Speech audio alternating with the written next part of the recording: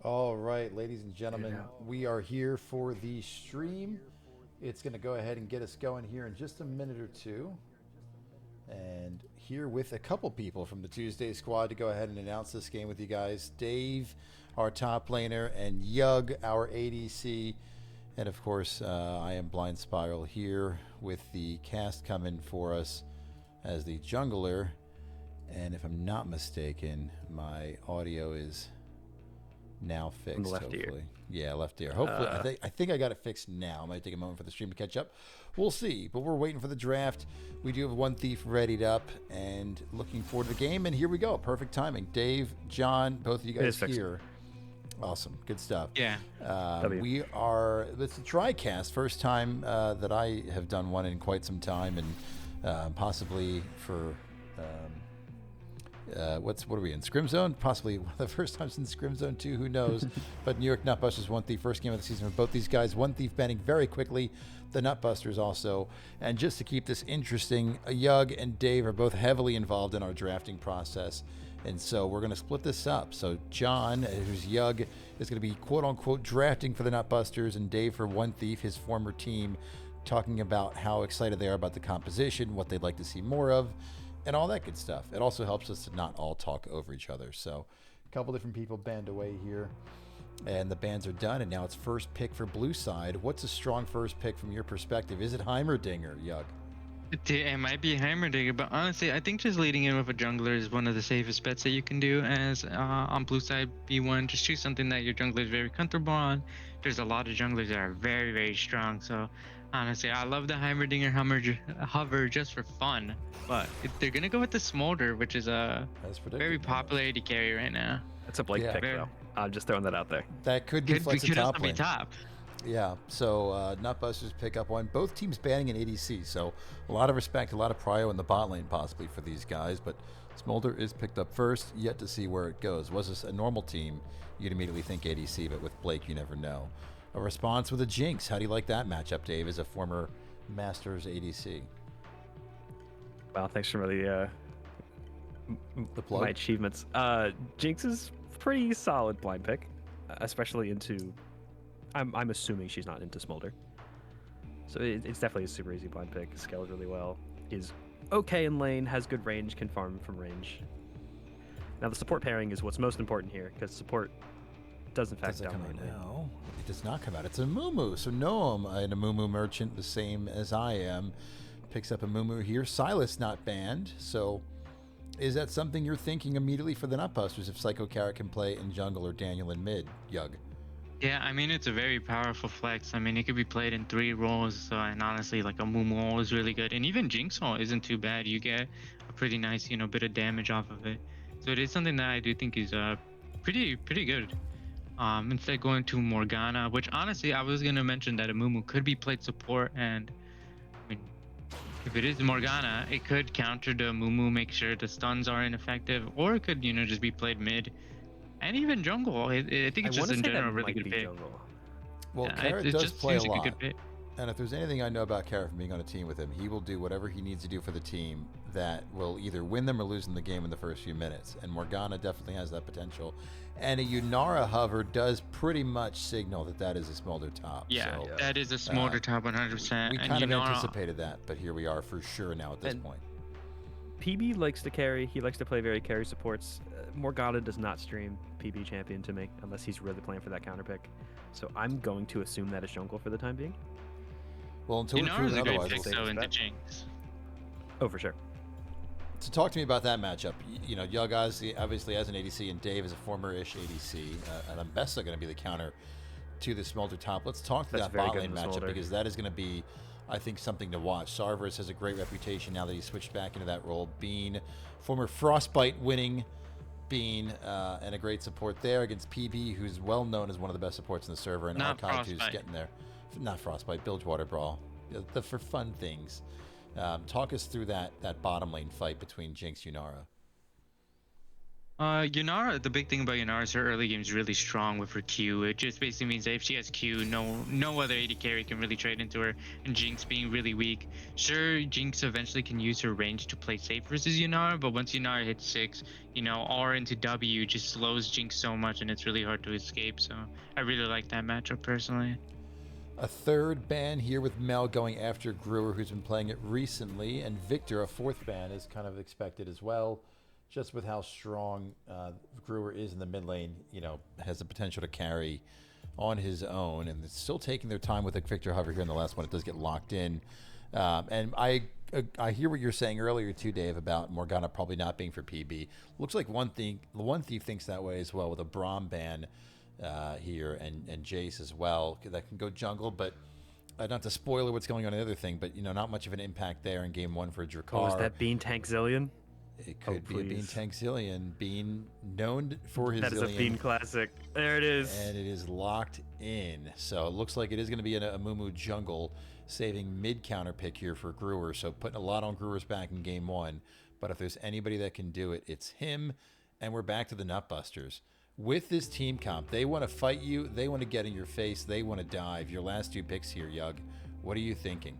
Tom Kench? I mean, it has to be a pure support. Yeah, the Tom Kench, honestly, I think it's really bad into the Zillion matchup-wise bottom lane, but it is really good defensively. Can counter, the Mbessa and Amumu ults later on, but, I do think the lane might be a little bit rough, and here, the matchup It still could be it's going to be for mid. It could be a Morgana mid, it could be a Morgana jungle, and we have seen, not to leak anything, but it was streamed, so Morgana jungle took Brewer out of the game completely almost, where he just wasn't able to have any agency and just had to sit in lane. That is not the case though. It's Rise, who's just incredibly strong right now. But Brewer with the counter pick here and all the time in the world to think about what he wants to play on One Thief. After 4 bans being thrown his way, what's his 5th/6th option with Rise being taken away? I do have to worry. Rise is Azir. I don't know if Brewer plays it, but that is like one of the go-tos, at least in higher level play. Let's see what he's I do playing think recently. you have to Aurelian worry. Soul, the last pick. We're matching scaling with scaling. Okay. Yeah. Seems that way. I think both teams have really good scaling. Smolder and Rise on one side, Jinx and Aurelion Soul on the other. I think this game is going to last forever. Definitely. I think that's what both teams are hoping for. Talk to me. Let's go team by team. Since we started with the Nutbusters, let's flip it. Dave, let's talk about what One Thief's composition is. What do we think their win condition is? What do we think they're going to be aiming for? I mean, do you think it's just a purely chill and wait for late game? Do you think we see any action with some Bean roams on the Zillion or the Amumu? What's your game plan now that you've seen draft for One Thief? And then we'll flip it to the Nutbusters and ask the same question to you, Yug. So my thoughts for One Thief is that we have a dual carry composition. We got Jinx, Aurelion Soul. Then we have Amumu and Zillion, which are both very good peel. The Mbessa seems a little odd to me. It is very good for lane. It is very good into the Smolder top, but it does not necessarily fit the composition. It does have some engage, but the problem is with that engage, you can get Morgana Black Shield, Tahm Kench eat, and that Mbessa is going to have a really bad time in team fights. So I would like to see the Mbessa being side lanes for a lot of this game, and I'm hoping that's what's going to happen. I think Mbessa can beat the Smolder really hard, and I think that she needs to push that lead in the sideline. What about the opposite side here for the Nutbusters, Yug? What are your thoughts? Obviously, a bold strategy coming in and first picking Smolder when the world kind of knows it's going top, and just happy with that. You get Rise a power pick. You've got good peel for Yunara. What are your thoughts overall here with this draft? Yeah, I think they have once again, a ton of scaling potential. Yunara, Rise, Smolder, they all scale really well, all very strong carries. But I do think the people who have to carry will be the Morgana and the Tahm Kench. Like we said, Amumu dive, Aurelion Soul, drive by, slowing them with the ultimate. They're all pretty immobile for the most part. So, they have to position really well, and the Morgana and Tahm Kench, they have to be able to protect their carries. So there's a lot on their backs to be able to make sure that they don't, just get blown up. Well, a lot to be determined here as we get into it. Here are your matchups for the lanes, and here's what's happened so far in Season 11. Mind you, Season 11 does encompass the sign-up games and Frostbite games, so not surprising to see some no data and a lot of data. It just depends on your team. Champions to watch here, none of them so far have been picked. So nothing really to talk about on this slide here, but it is automatically going to cycle from one to the next as we get there. Our key matchup here, as determined by the website, is Noam and Psycho Carrot, former teammates from Season 9 Rift Sharks when they won it all, and now on opposite sides of the Rift. Brewer reunited with Noam and Psycho Carrot heading to New York Nutbusters. And we will get this game underway shortly. Both teams are in the lobby.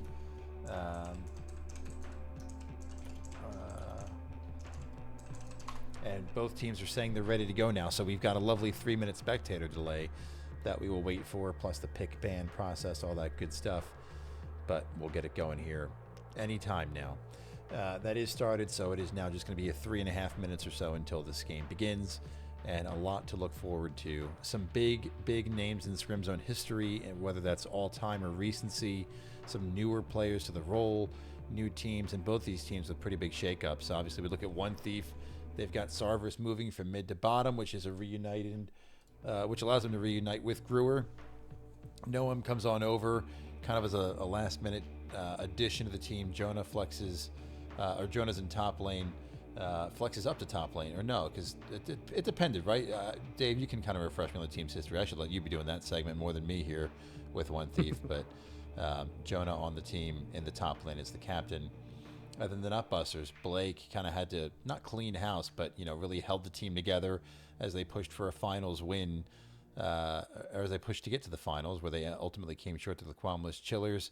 And he and PB, the only remaining members of the team, so built it up from scratch, adding Psycho Carrot from Rift Sharks, adding Lift, who is kind of sitting on the bench, undeservedly so for his team, and putting Archived here on 80 carry to form out their roster. And very different tales of the tape for these two teams than last season, right? One Thief coming in 7th place, not really having the season they expected. Nutbusters coming in 2nd place in the overall season. So a team that lost it all at the very end, and a team that didn't even make it to playoffs heading into each other for the first week of the season. Talk to me about your guys. I mean, this was, we played, what is today? Sunday. We played Friday night in first game of the season. As you're getting into this, what are some of the things that these two teams might be dealing with mentally? You can scrim as much as you want, you can practice as much as you want, but what are some of the thoughts that these two teams are probably having as they get ready to load into this game here in their first official game of the season? So I will say, One Thief, all 5 of them have been in the server and in the community for a hot minute. And they all know each other pretty well, so I think there's at least some synergy, some camaraderie there already, so I think they have that as an advantage. I think this NYNB roster is pretty green. So I'm wondering how they're going to mesh. I don't know how much they've been practicing. Hopefully that'll show. But I think coming out of the gate just into a game 1, I expect One Thief to have a bit more synergy. But again, I don't know how much NYNB's been practicing. I don't know how much they've been prepping. Maybe they're just going to hands diff them and this doesn't matter. And that's that. Yeah. We have to see. Well, we just saw Brewer, by the way, in case you missed it on your screen pop up. For those of you playing along at home, Brewer's Aurelian Soul 6-0 with an 8.1 something KDA. So something that I'm not used to as a former teammate of his, but something he pulls out in these niche situations, and we'll have to see if that's the case tonight. Yug, talk to me as a newcomer to the server, really. Obviously, you played in Frostbite, and you played a game in Bilgewater Brawl. You got your name on that trophy. But let's talk about kind of how it was your first game as a starter in the server, in the season, which is really the big show, because I know that we've got some players that are maybe, new team for the first time, all that good stuff. What are some of the obstacles that you've got or that these players might face here as we get into this game? Yeah, it was honestly kind of stressful coming in, mostly because, these are players who I just don't know. I was like looking through op.gg trying to figure out, what do these guys play? What can we potentially face? It was kind of, nerve wracking, especially with how shaky my internet was on that day. But honestly, it's just, at the same time, it's like something where it's like, it's pretty exciting being able to play, as 5 into another team. Like, you can expect, a lot of brawling, coordinated fights, and it's just something that's very unique to these types of, tournaments. Well, good news, as we bought ourselves 3 minutes of time there, spectator delay has ended. There were some issues with the other stream. You guys might have been over there and paying attention to that, but the stream went down for a bit and then was able to come back up, fortunately. And I don't want to jinx it too quickly, no pun intended, but it looks like we might be having some of those same hiccups here, as I'm not able to connect to the game at the moment. So we're going to take a second or two to try to figure this out here. Hopefully nothing too crazy goes on. Go about it the good old-fashioned way. Apparently being in the lobby is not friendly, but if I right-click a name and spectate that way, it'll work. We are loading in officially first game of the season for One Thief and the New York Nutbusters. Let's get it on your screen. And why is this not working now? There it is. Okay, good stuff. All right, let's get the scoreboard up. Let's get the objective timers up. Let's get rid of the chat because that doesn't do anything for us. And our producer's coming in clutch, and we'll fast forward to live. Some early trading. Our producer, here. play-by-play shoutcaster. Our producer, play-by-play shoutcaster, simp, blind spiral here. Let's get rid of the time controls as well and hide the cursor. Good stuff. We're in the game, able to fast forward through the minutia at the very beginning to catch up to what we can see as live as possible, but nothing too exciting early on. Just some trading here, there. Both junglers pathing towards bottom lane is kind of expected in this new meta here. And both Gnome and Psycho Carrot are kind of supportive of the team. They really let their team be the carries. Not saying that they can't carry on their own or with the plays that they make, but as a supportive type style jungler myself, looking forward to seeing how the two of them play and what impact they make on the map, since we talked about Rise, Aurelion Sol, Yunara, and Jinx already have the ability to carry. And if a Smolder gets ahead in top lane or an Ambessa, it could be game over from there as well with some heavy trading in bot lane. And Yunara just able to walk away for free. I think you're happy with that trade if you're the Nutbusters. I do want to point out that both Rise and Yunara both opted for the Ghost, which is something you don't see often from mids and AD carries, especially not in the same game. Usually one of them will opt for TP to cover the other one. But it's a very feast or famine playstyle. I think if you're taking Ghost to these kind of lanes, you are expecting to win. Well, we'll see how that works. Brewer with Ultimate Spellbook does have the teleport currently, but can flip that around a bit if need be. Heavy trading in the top lane between Smolder and Ambessa, but Blake able to get the hand on that one with the level up timer and able to crash this wave a bit into the tower and also trade pretty heavily onto Jonah. Not too much happens from there, though. Some trading in mid lane, but not necessarily in mid lane as well. And so both these teams seem like they're ready to come out here swinging right away. Yeah, I don't expect Jonah to really have any fun until level 6. I think Ambessa... Speaking of Jonah not having fun, they both flash at the same time, and Jonah has more fun than Blake. Picks up first blood, coming down to the wire. Grasp of the Undying coming in clutch for him there to survive. Too soon. They flash at the same time. Ambessa with the extra range auto attack is just enough to get the Smolder kill, and that is really good for Jonah. Well, talk about the caster's curse, except kind of the opposite this time, saying it shouldn't be a good time, and then all of a sudden it turns into it. The extra gold bonus coming in with the new season as well will be impactful. Speaking of impactful, so is Morgana coming around with an angle. The flash comes out for Jinx. Ooh. The root will land, but be under tower, so not able to trade it around. But the question then becomes, how do we take advantage of Jinx not having another flash for 5 more minutes? And we'll see what Carrot does to make that happen. Great gank, good angle. Might he just stay with the aggression from Zilean and Jinx? No, that is not the case. Speaking of Zilean and Jinx, I guess I should turn off the thing that does the... I will say, Gruber ended up TPing back to lane at 3 minutes, so I'm not sure what happened mid. I don't know if he got chunked out or he got a crash really early. Yeah, I think it's just a matter of him trying to go back and get that tier, but... Yeah, I think it was for tier, because Rise also took an early recall to go purchase his, so they both took pretty early recalls. Yeah. Well, more trading in the bottom lane. We know that Bean is going to be able to play well on Zilean, but he's going to be forced to run from this one. Still has his flash and is forced to use it in the end. Both flashes burned from Bean and Sarveris, a former bottom lane who play really well together, but off to a tricky start this way with archived NPB, able to take it to him just a bit early on. And again, with a Morgana, one binding can seal your doom. I would expect some more pressure here from Carrot, and he's already pathing this way, a bit ahead of a Mumu in his jungle clearing. A camp. I will say, Jinx Zilean is one of the weakest in lane bot lane combos I can think of. Like, they both really just want to scale up and hit team fights, whereas Yunara and Tom Kench are both very good at just scrapping and fighting in lane. So I think this is about what I would expect from this bot lane matchup. I think just Jinx wants to get as much farm as she can without dying. And I think with the Morgana Black Shield, I think realistically, and also Tom Kench E Shield, dive bots should be on the radar for. Well, let's talk about this for a second. 6 is hit by Jonah. One more auto attack. Picks up the kill on Blake. So 2-0, not having fun to level 6. Had fun early and again at level 6. Already up 2-0. Jonah over Blake early. This could get scary.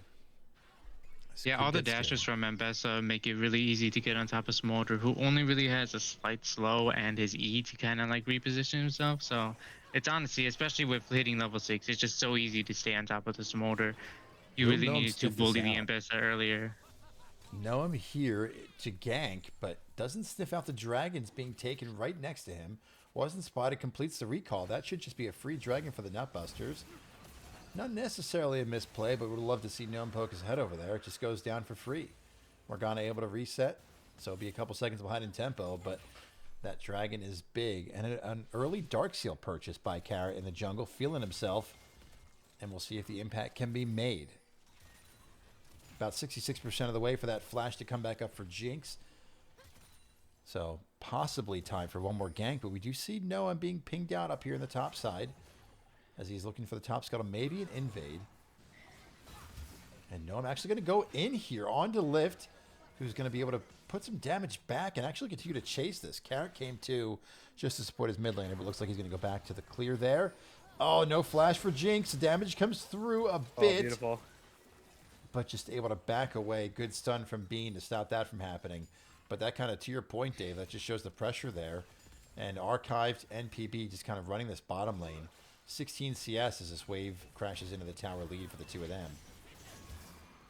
I mean, I think this game is going about how you would want if I'm One Thief. I think having top lane be as ahead as it is exactly what I would want. And I don't think there's any expectation for this Jinx Zillion to get a lot of kills in lane or anything like that. So I think if I'm One Thief, this game's going exactly how I want it. Yeah, we do see that Smolder is, ahead in the farm department, but you're still happy with those 2 kills on Mbessa. How do you continue, Yug, to push your advantage here as Yunara? You played her in the first game of the season. How do you try to make sure that you're staying ahead, but also not being too greedy at the exact same time here to kind of keep this Jinx down? A lot of it comes down to wave manipulation. Right here is a good example. They've set it up so that the red side wave is going to start pushing into them. This means that if Jinx ever wants to get farmed, she has to walk over to the opposite side of the map. And that's where Tom Kench can look to make some engages and punish the fact that she didn't have her flash. So here, like exactly, she has to walk all the way up into Tom Kench, who's just sitting in a bush. So they have to sacrifice a lot of farm to stay safe or just risk dying. We do see both junglers, not necessarily right next door, but in the vicinity. Noam actually opting to skip the Gromp for now, just to kind of come down here. We see Carrot to the full clear before presumably heading this way, actually opting for a reset with the ping on Noam. So both junglers kind of at the exact same tempo. No, I'm still looking for a little bit more. Going to go ahead and sweep here in the tri-bush and continue to exert some pressure down the bottom lane before resetting. Is 6. So both junglers, big AoE stuns if executed correctly. But haven't seen one happen just yet. No, I'm spending a lot of time down here, and looks like he might find some success with the damage coming through. Ooh. That kill goes on to Sarverus, who's going to look for some more damage on a PB, but just able to walk away. A lot spent, but well worth it. Sarverus on the board with his first kill of the season. This is more than good for One Thief. Like, you have a kill on Jinx at 8 minutes of the game. Like, this is exactly what you want. Like, Aurelion Sol is scaling, actually is slightly ahead in farm. And this is just exactly what you want. If the game just keeps going as it is, One Thief are just going to run away with this. Does that add the pressure then onto the side of the Nutbusters? Do you expect to see maybe Carrot be a bit more aggressive with something here, Yug? Or do you think that, they're okay because they also know that they scale? Or do you really think they need to push the tempo? They have that dragon. I think that I think for sure they should try to utilize Morgana. She has her ultimate. They should try to do something, in any lane really, just to try and get, some kills and some gold and establish a lead in at least one of the lanes. She I is do a wanna bit point out, ahead though- in farm, but hasn't made it happen with a gank, just that first one. The Nutbusters really have no like concrete go button, so like it's really hard for them to make plays on their own terms. Because like they have Tom Kench W, sure, but if Tom Kench is in the middle of the enemy team, he can't save anybody from a Mumu ult or Ambessa ult or anything like that, right? So it's really hard for them to make plays in their own terms. So if this game gets too out of hand, I don't know what their avenue is. I wonder at that point if it's just hope for Morgana binding, and if not, we're in trouble. And then if you just have Ambessa in the side lane, if you have Aurelion Sol able to swing over to the where you need him to be, you have Zillion to delay a fight or stall or speed up or slow down. There really might not be too much of an engage angle, and it could get scary for the Nutbusters, but at the exact same time, if they can make it happen, they can and they will. Speaking of making things happen, Noam here in the middle lane does get spotted out by a ward, and both teams looking for something in the similar vicinity of the map. Dragon here spawning in about 15 seconds, hence the added pressure and excitement down there. And Jonah and Blake trading back and forth. That's a stun that comes down on a beam. They're looking to commit to this. Plain Bagel goes in, and Archive's going to be caught off a bit from the back from Group. But Group decides to go into the main team fight, and a lot of damage comes down on the Plain Bagel, who's taking more and more and more damage. Hasn't fallen yet. Now he does. It looks like it's going to be a fall from Psycho Coward after that. He flashes away. One more auto attack. Should be able to do the reset. It is, but Sarvis is going to keep going forward. He's going to go backward. He's going to go forward before stopping and catching his breath. It's 5-0 for 1T, and it's a disaster for the Nutbusters so far with a bit of an over chase. Lift standing on a ward here. Can they get to him as well? Noam sped up. Can he land the bandage? Yes, he will. Will there be enough damage fast enough? A flash forward from Lift. He's going to try to run. He ults, but it looks like it actually got stopped. But he is able to just run away from this. And now Dragon going to be started by one Thief. Blake pushing the top lane. Jonah says, I want to have fun too, and goes right in onto Blake. Damage comes through. He's about 25% health now and just going to be forced to run. Flashes away. Jonah says, that's enough for me. I have my flash. I'll save that for another day. PB back now and wants to say, you can't have this for free. You're all low. Is this an overstay? Archive coming up, is ready to look to her fight, but doesn't have that much help. PB comes to his side of the map to help, and Carrot flashes over, is able to smite the Dragon, misses the point blank binding, thus they run, but the knockout's going to happen on two different members. Noah might fall here. He hasn't fallen just yet, but now he will. Sarver's trying to kite it out and away. Gruer's out of mana, does the last bit he can to hold him off, and it looks like Carrot wants to continue going onto his former teammate, but no follow-up, not enough damage. They will be able to walk away from that. Carrot coming in with a Dragon Steel. Man, nothing's looking your way until that happens. You've got the first one. All of a sudden, you're on a soul point maybe here if you can get this next one at the 17-minute mark, and that might be the saving grace for the Nutbusters. Yeah, the big thing is that they split a lot of their focus. Instead of going for the Dragon, they chased Daniel to try and get a kill. Then went back to the Dragon, but a lot of that time, was spent. It gave time for, everyone to respawn, be able to regroup. And, they never got the reset to be able to make use of, like, a lot of the gold they got from that fight, which just ended up, biting them in the butt. It reminds me of a similar Dragon fight in the first game of the season that I don't want to talk about much more than I already have. I don't know what you're talking about. Blake trading back onto Jonah in the top lane. We see Jonah winning these fights when it's time to go for them, but really when it's not time to go, that's when Blake is having a field day, getting stacks, doing his thing. And speaking of those stacks, let's take a look. He is sitting on 137 stacks here in the top lane already. So Smolder scaling pretty well, which is going to be very important once we get to that point. It just hasn't happened just yet, but that might be the angle. But already still down 0-2, and Jonah up 2-0.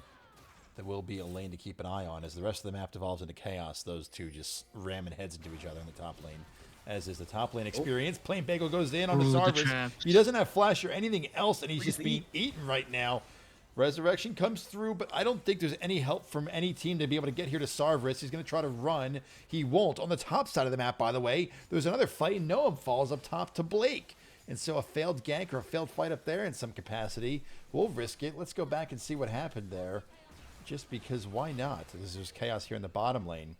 Looks like it's a Scuttle Crab fight, and it might just get caught out a little bit as a binding lands for Carrot up there, and it's just a collapse and a death for Noam. So didn't miss too much there in the top lane. Good on directed camera for staying in the bottom lane, but still important to see what happens there. And just the jungle gap right now in the farm just continues to grow and grow and grow. 137 and 91, 2 levels up right now is Carrot. And it's just a little bit scary for Noam, but maybe Maybe it's like a Malphite. All you need to do is push R, right? It's just a matter of where can you push R and when can you push R. But the gold lead right now, even though the kills already started really well to One Thief, is on the side of the Nutbusters. Pink's in top lane. Jonah might be baited out of this a bit by Blake. We do see Carrots up this way. Should be spotted on wards. And Jonah able to get back to the tower. And it doesn't look like they will pursue a dive. We did see the lift was kind of heading that direction as well, but decided not to come. But with this rotation from Morgana, we do see Aurelion Sol heading towards the bot lane. Ult hasn't happened yet. He isn't moving. Now he is. Why is our camera not going that way? The damage comes through. I don't even know what directed camera is doing right now. Maybe just nothing happens down here in the bottom lane. And that looks like the case. But, man, I'd rather see that than just a couple auto attacks in the top lane. So a roam for Brewer doesn't pan out. But he's still in a good reset timer. Shouldn't miss too much. First tower looks like it's going to fall here for Blake in just a second or two. Deciding to actually dive a bit. Takes a couple tower shots. Ults as well. But it will miss. Jonah able to walk away from that for now.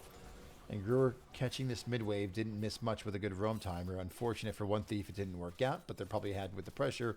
Brewer happy to help the team and not miss much in the mid lane there. Now, them seeing a Mumu down bot made them lose Herald, though. Morgana was able to just solo that, knowing where they were. Yeah, Noam looks trying to capitalize on that, but just down here in the bottom lane.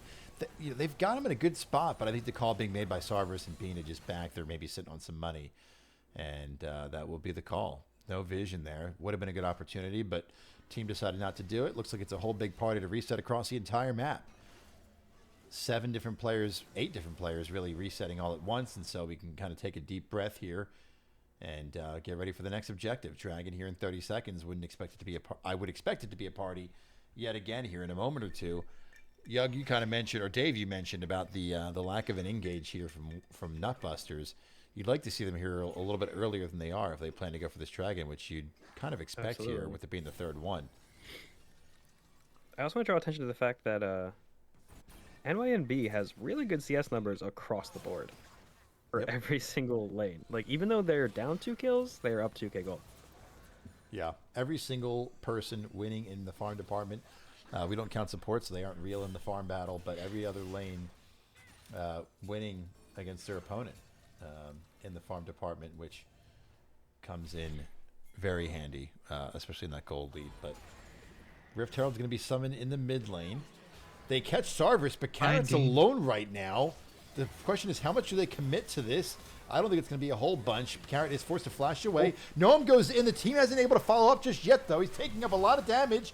He did miss Jinx on the, Yunara on the ultimate, but now Tom Kench is in a bad spot, able to jump away. Noam's still chasing on Archive, not able to find it. We do see Lift is all the way up here in the top lane. It's a 2-man party here in the top lane, trying to pick up a kill on a Jonah, who's able to dash away. They might get this tower with the help of the Rift Herald, but it's going to be a dragon over to One Thief, so a bit of a wild fight and a wild sequence there.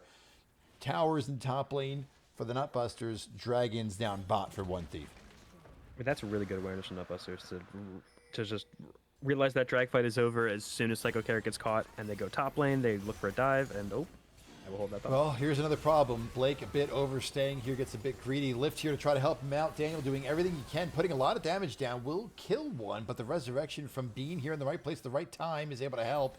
And so Brewer not worried there, able to back away, still deathless in this one. Noam in the area here to support his team, but he actually might need to back away a bit himself with his team not here to support him. Lift still applying pressure. PB off to the side. That big one goes over to Lift, and no real answer just yet from One Thief. So a bit of a fight here in the jungle, but not too much coming from it. The next play really will be the Baron dance here, beginning in about a minute and a half. So One Thief is up 4 kills right now, but they're still down 2k gold, regardless of what just happened. They have 0 towers across the map, while NYNB have 4. Like, the map is completely open to NYNB, and there's nothing 1T can really do, and I guess they're just having trouble sieging towers, and I think that's something they really need to focus on right now. Yug, that kind of makes me think for a second. In a weird way, does that kind of make this game quote unquote even? Because, you know, the Nutbusters have pushed down 4 different towers now, so they're ahead in gold. But theoretically, you kind of win one scrap. You can take a tower or two, and all of a sudden you're up in gold. Does that make sense, or am I just a dumb jungler that should shut up and focus on smiting? You're right. That's actually something that is brought up a lot. Misses. It's brought up a lot in Dota. the gold on the map is still there for them to take. So, in a way, yeah, you're right. But the CS numbers, that's something that is really hard to change. That's where I think most of the gold lead is honestly coming from. Just huge amount of CS gap in both ADC and jungle is really what's like Yeah. creating that gold lead. Well, I do want to 30 in point the out that a top, lot of 50 in the that bottom, gold 50 lead in is jungle. plates because they do have 4 towers and plates don't go away anymore. So they have 4 towers worth of plates, which is quite a lot of gold. That cannon minion looking for another plate for the Nutbusters. I think it actually did go down. I don't know if you get credit for that gold or not. That's just me you not don't. knowing. You Yeah, don't. so it's unfortunate. The cannon minion did a little too hard for the team there. Bean misses the award. Nobody saw it, Bean. It's okay. Able to get another one there, though, no problem. And nice bit of gold if we sleep in the right spot here for the Nutbusters. But the Baron Dance, I would say, has officially begun, being won right now by the Nutbusters. Great vision over there, as you expect from a quality support like a PB. And so we'll have to see if there's an answer of some kind here from Bean and the rest of the squad. Maybe Noam coming to help. Speaking of Noam, being invaded a bit here on the blue buff, able to smite and walk away happily. Amumu sad did not make another friend, but Morgana coming in with vengeance, looking for something here. And a lot of focus being put on the bottom side of the map here. We see Plain Bagel, Carrot, and Daniel all sitting in the bottom lane looking for something to happen. They might just be able to start poking down at this tower here really quickly. You're the only one seemingly to answer this so far as he's heading this way. And he's got some good wave clear. We'll actually spot out Carrot and PB with that scrying orb, which is really good timing because that could have been petrifying if they went for it. But now a rotation back and around and again, and this team just kind of waiting to look for something here. It speaks to what you said early, Dave. There's not so much of an angle to do a whole bunch, and they're just kind of awkwardly around, and it might be giving One Thief a window to get a bit of farm here. Jonah up in the top lane, free farming. Brewer happy to push a couple buttons and just soak waves, no problem. And we see Sarvish just sitting in mid lane on Jinx. Not something you generally want to let happen, but the entire side of the Nutbusters will reset. Recall, Dragon in a minute-ish. And we'll continue to say sentences and fill space and time here. That's so true, Blindspiral. I will say sentences.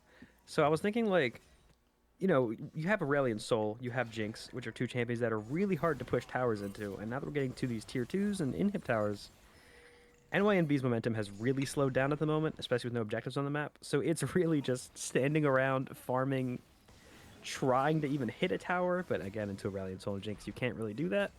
So it's just a back and forth of gold right now, right, for the next few minutes until there's anything on the map worth fighting for. Well, Dragon spawning in 30 seconds. And I'll tell you what, every single summoner spell is up or will be up for this Dragon. So this really should be an absolute party. Do you kind of have any expectations, Yago, on how this fight goes? Do you think it's just going to be a wait for a Mumu to engage? Do you expect a flank? Like, how are you playing this? And we might not even have time to talk about it, depending on what Noam does here, looking on the Carrot, but I think it's just a vision game right now. Yeah, I think all eyes are on Noam right now for the Mumu to get the engage to start the fight. And honestly, the big ult from Gruer is going to do a lot of work. It's going to slow down everyone. And I think that's like one of the things that they should really lead with because it'll make Noam's life a lot easier. Also, Jonah can look for a nice little flank and use his ultimate. A lot of the carries are very immobile, so he should be able to get into the backline very easily. Jonah TPing early to this one, was pushing top lane, decided to come down. Noam is here, only hits one on the ultimate. No, he flashes forward and gets 3 of them. PB's in the front and is able to take a lot of the damage here, but he's going to be forced to run, and so is Carrot. Jonah in the back of the line doing work, putting just all the damage on Yunara, and he's able to pick up the kill. And even if he dies here, it's worth it. The rest of the team is trying to come to support him, but PB's going to run right into him. But Jonah's just 1v4 right now. I think he's going to fall here in the end, and he will, going a little bit too deep.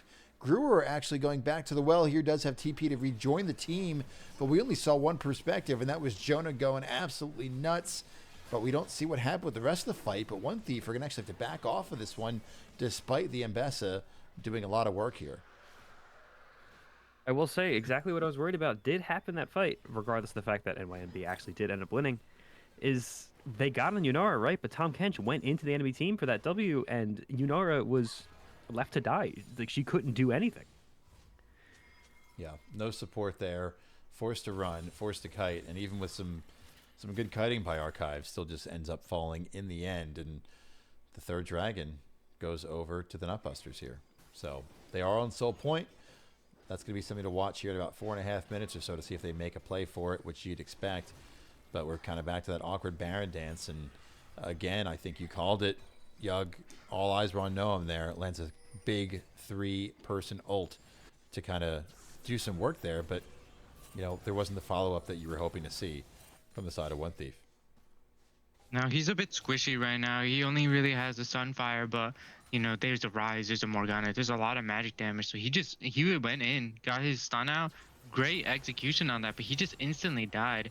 And then the Smolder, like at the end of the fight, it was zoning 3 members. They couldn't really go to help out on Jonah's, you know, great flank and great gameplay because Smolder was just there zoning everyone. Noam's coming here for this flank here. They put a lot of damage down on a Blake who's going to be forced to run right away. The Undying Despair comes out. Rise is here just untouched, just pushing buttons on the back line. Still hasn't been touched, still at full health, but now they're going to start to focus him a bit. He's forced to flash away. They pick up 2. It's a 2-for-1 in favor of the Nutbusters. But I still think One Thief has a bit of an advantage here if the fight were to continue. Doesn't look like it will. Both teams are going to be happy to reset, but I think the biggest thing of this is, as we see on the camera right here, Archive be able to kind of continue to shove away in the bottom lane on their own, picks up a plate, could greed for the second one, chooses wisely not to, and starts to run. Phalite will be handy and sees he made the wise choice with Brewer appearing here in the bottom lane. But now Carrot starting up the Baron. Daniel on the way. It's not I want to on talk vision. about the fight, but more stuff's happening. Yeah, it's not on vision, but here comes Bean. And I don't know how Zillion's bombs work. Does that give the vision? It doesn't matter. That will force them off of the Baron and backing away. But Carrot down to 20% health now. I don't think that we'll see anything crazy from One Thief in terms of trying to slam a Baron here, but Carrot forced to recall after that. Started a little bit too early, or maybe looking for a pick might have been a better play. But ultimately, in the end, it's a nothing burger. Rise and Morgana reset. We'll come right back to mid. Dragon in 2.5. Baron still up. The dance goes on. I will say, crucially, during that fight, it was a really good look, a really good engage from One Thief. But Jinx did get walled by that Rise, and Rise just free hit Jinx for a lot of that fight, and Jinx was forced to flash over that wall. So now, for the next few minutes, Jinx is completely flashless into a team that might is be going caught to out be a bit. focusing on killing her. That misses. He gets away just barely. Rise with a Rise good ult. ult. It's actually going to stick him in the pit. Oh, man, just a centimeter closer to the wall. I think it would have been over the wall, but Brewer's still not in a good spot. Is continuing to run, doesn't have flash. They're going to chase August as much as they can. Zillion ult is there to save him, but it might cost Noam his life, and it does. He didn't get his ultimate off either. Brewer able to run away, but at the cost of Noam falling down. And does that force a Baron? We saw him start to play with it earlier. They're clearing out the vision. They haven't started it just yet, but would not be surprised if that was the call in some capacity, and it is. One Thief has low health bars. NYNB has really good zoning tools. This looks really bad for One Thief. This should be free. No jungler to try to steal it. No attempt made either. It is a Baron going to the Nutbusters. Down 1 in kills, up 3 in dragons, up a Baron, and up at about 4,500 gold. And I think this is going to be very, very, very important. A minute before the next dragon spawns, what can they do with the waves? How can they utilize this Baron as a vessel to get them to the soul? I would have loved to at least seen a Jinx ult to steal. It kind of feels bad that they just completely given up, especially since Baron now, you know, reduces people's resistances. So, you know, if they come in with, you know, the Baron debuff pretty high, they could have tried to at least, you know, contest them and like stun them off. But overall, just New York Nutbusters getting the Baron, being able to just now push their advantage. Yeah, and it's tough. You kind of see that with some teams, right, where Brewer gets caught a bit. And is it caught, or is it just a good collapse from the Nutbusters? That's a conversation for another day. But it cost the jungler's life in the end there. And you almost kind of want to see the team completely run or completely commit to a team fight. Neither of those things happen. They try to skirmish and run, and that leads to a Baron. And it looks like the play is just really to wait for this dragon to spawn. We see both teams are kind of in the vicinity. No teleport for the side of the Nutbusters. We do see Jonah still has it, but is not here, or not pushing a wave, excuse me. He is here. Gnome gets spotted out a bit. The dance continues. Dragon is up now. Hasn't been started yet, and One Thief can't let it happen. It feels like they feel like this is the moment for them to stop anything crazy from happening. looking for an angle. Whoever gets the Scuttle Crab, it'll be very worth it. Jonah goes in a bit on a PB, who's forced to flash. He flashes. Blake gets stuck, and damage comes down onto him in a terrible fashion. And Jonah continues to push this one on the lift. It's a good ultimate, possibly from a Mumu, but it hasn't happened yet, or it happened earlier, by the way. And now Playing Bagel's able to run away, picks up his jungler, says, you need to stay alive for this one, my friend. We're counting on you for soul, but Brewer continues to go. PB takes some damage from this, and Bean here to chase as well. Dragon still being done by One Thief no matter what happens here. Karen might come around and look for an angle. PB just refuses to die, but he will in the end, and the Dragon will fall as well. That's an objective bounty for the side of One Thief, and what a time to get it. Bringing the goal lead back. And Carrick's just in a really terrible spot here off on the side. Hasn't fallen just yet, but should here in the end potentially. Noam trying his best, flashes forward, picks up the kill on the bounty. And Carrick just coming at a bad angle to get to mid lane. And Noam says, no thank you. I need a friend. Jinx also died in the mid lane to Yunara. Just stayed around low HP. So, I mean, we've got that a Mount Soul basically is even just... game state at this point now, it seems like. 1,000 gold 30 minutes in does not matter. It is now just a matter of who wants it more and who executes better from here on out. And there's still a ton of plating gold that could be gone. Like, this could very well, turn into a swing if, a couple towers go down. It looks like top tower, mid tower, untouched for One Thief. Yeah, I mean, if One Thief's able to liquidate any of this gold, like, it's so good for them. Like, they have all this build up on the towers. They can kill them really quick. They just need to get these waves in. I would imagine Ambessa could win pretty hard the side lane against anyone that can match. So I would really like to see those side lanes pushed in as much as possible. Maybe some jungle health, maybe like a bush cheese or something, just in a side lane. Try to get those towers. There is so much gold you could be capitalizing on right now. Yeah, something somewhere somehow, right? Top lane, full health on that tower, maybe a hit and it goes down that last plate, which is so squishy. Full health in the mid lane, 2 plates in the bottom lane. So it feels like, it doesn't feel like it is a very even game, but it feels like it's just One Thief is right there, able to snatch it up. If they can get some pressure after a push, after a fight or something, if they can make something happen somewhere, the play might be towards top lane here. That should get spotted out. Some really good vision in the top lane. Blake being sent up there to be the split push representative for his team, but with the vision that's up there, they spot out all 4 members, and so you wonder what's the play from the Nutbusters. The play from One Thief is to really try to force that, and it doesn't happen here. Brewer uses the ultimate and will just have to walk away. But by the way, I said he had Spellbook earlier. He did not. I agree with you. These are the plays. With One Thief needs to be making these things happen. But the vision grouping right top, is just so looking good. for picks, trying to get sums, anything that can get that wave closer to the enemy tower, where you can hit them and get a couple hundred gold for plates and/or the tower, is so valuable for One Thief. Because there's no Baron on the map, there's no Dragon on the map. Right now, you need to look for those plates because you have got no towers right now, which means that build-up is all the way stacked. And it is so easy for you to push. All you have to do is just send a few members to a side lane, send a few members mid if you want, just get a tower. Oh, maybe pause. We have a pause instead. What's a great question, too, is we just saw One Thief really commit to that top lane play, and it didn't work. Will there be enough awareness? It's easy sitting here for the 3 of us to say, oh, you should do this or you should do that.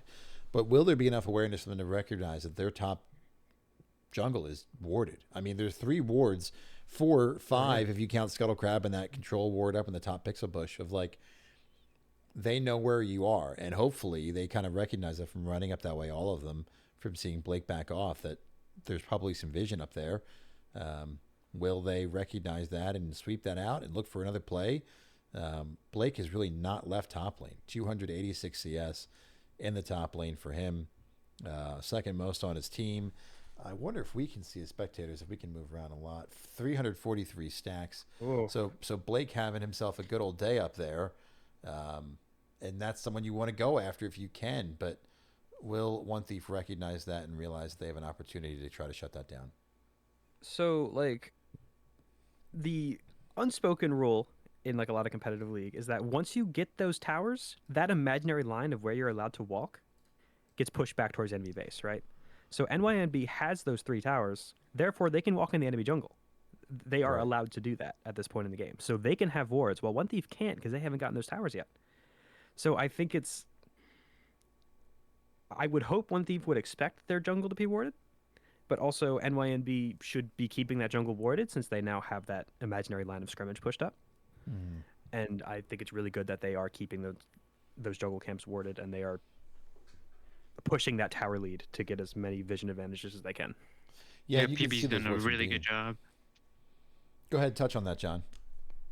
Yeah, I like just looking at the minimap throughout this entire game. It really like I've always felt like the red side hasn't had the most vision. They'll have a couple wards here and there from from Bean providing some, but like whenever I look at the blue side's vision, a certain part of the map is just lit up, and it's just been showcasing how good of a job PB has been doing at just establishing that, having his team help him rotate to put it down, and it does help that they have taken a ton of towers and.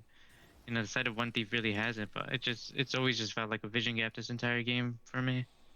Bean does have those 2 wards there, or this is that one blue trinket there the crew just walked over to kind of give them some vision in their jungle, but to your point, there's not a lot of sweeping or anything like that going on. That ward should help, that control ward being there. And there is some sweeping coming out for Noam there, so they do see some pieces here and there. Just a matter of what happens next. Shout out Riot. Let's see if this resolves itself or if we need to do anything else. There we go. Blake immediately comes to clear out that control ward, so they got their money's worth. But look, that's good recognition from being there to recognize, hey, they know somehow they spot that ward out. Doesn't clear it, though, because it's risky with no members of the team supporting. So great awareness by Bean on more than one occasion with recognizing that ward's there and also recognizing, I know it's there. I don't have time to clear it. We're just stalemating a minute and 20 seconds until Dragon. That should be another chaotic fight. Mountain Soul would be great for both of these teams. One Thief already with 2 Mountain Drakes, but Soul Point here for New York Nutbusters. And Lift is spotted, so they will have to back away from that, I imagine. But it's going to be a Dragon fight here, I guess, in a minute or so.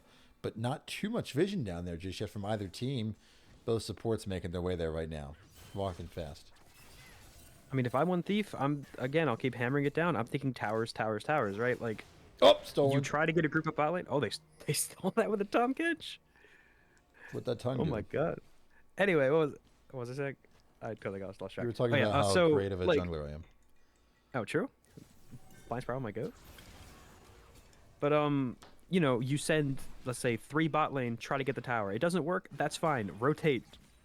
Try to take mid tower. Rotate again. Try to take top tower. Just keep hammering at those towers as much as you possibly can until there's something worth fighting for. Because if I'm One Thief, I am foaming at the mouth for those towers. TP bottom for Blake. Rise running from the well. Aurelion Soul choosing to take another wave top. It looks like they're heading this direction now.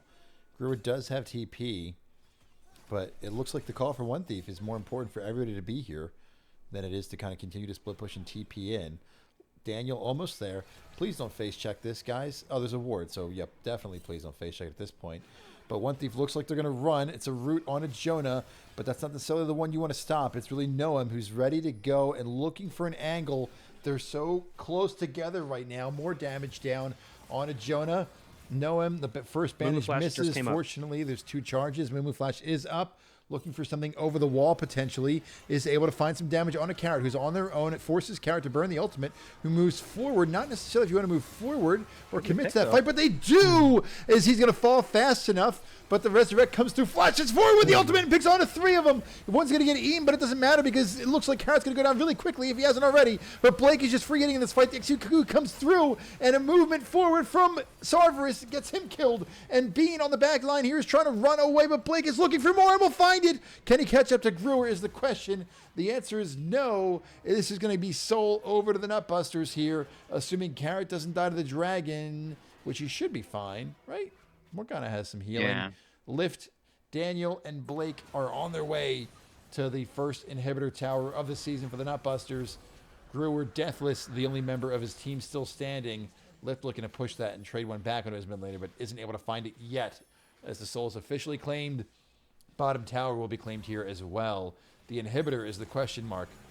It's 5 seconds on a Mumu. They look determined to take it down, but they, I think, are going to back away.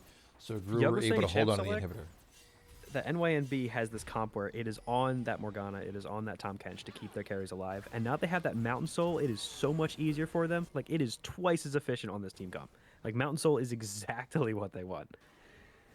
Yeah, like, and another thing is... I feel so good right now.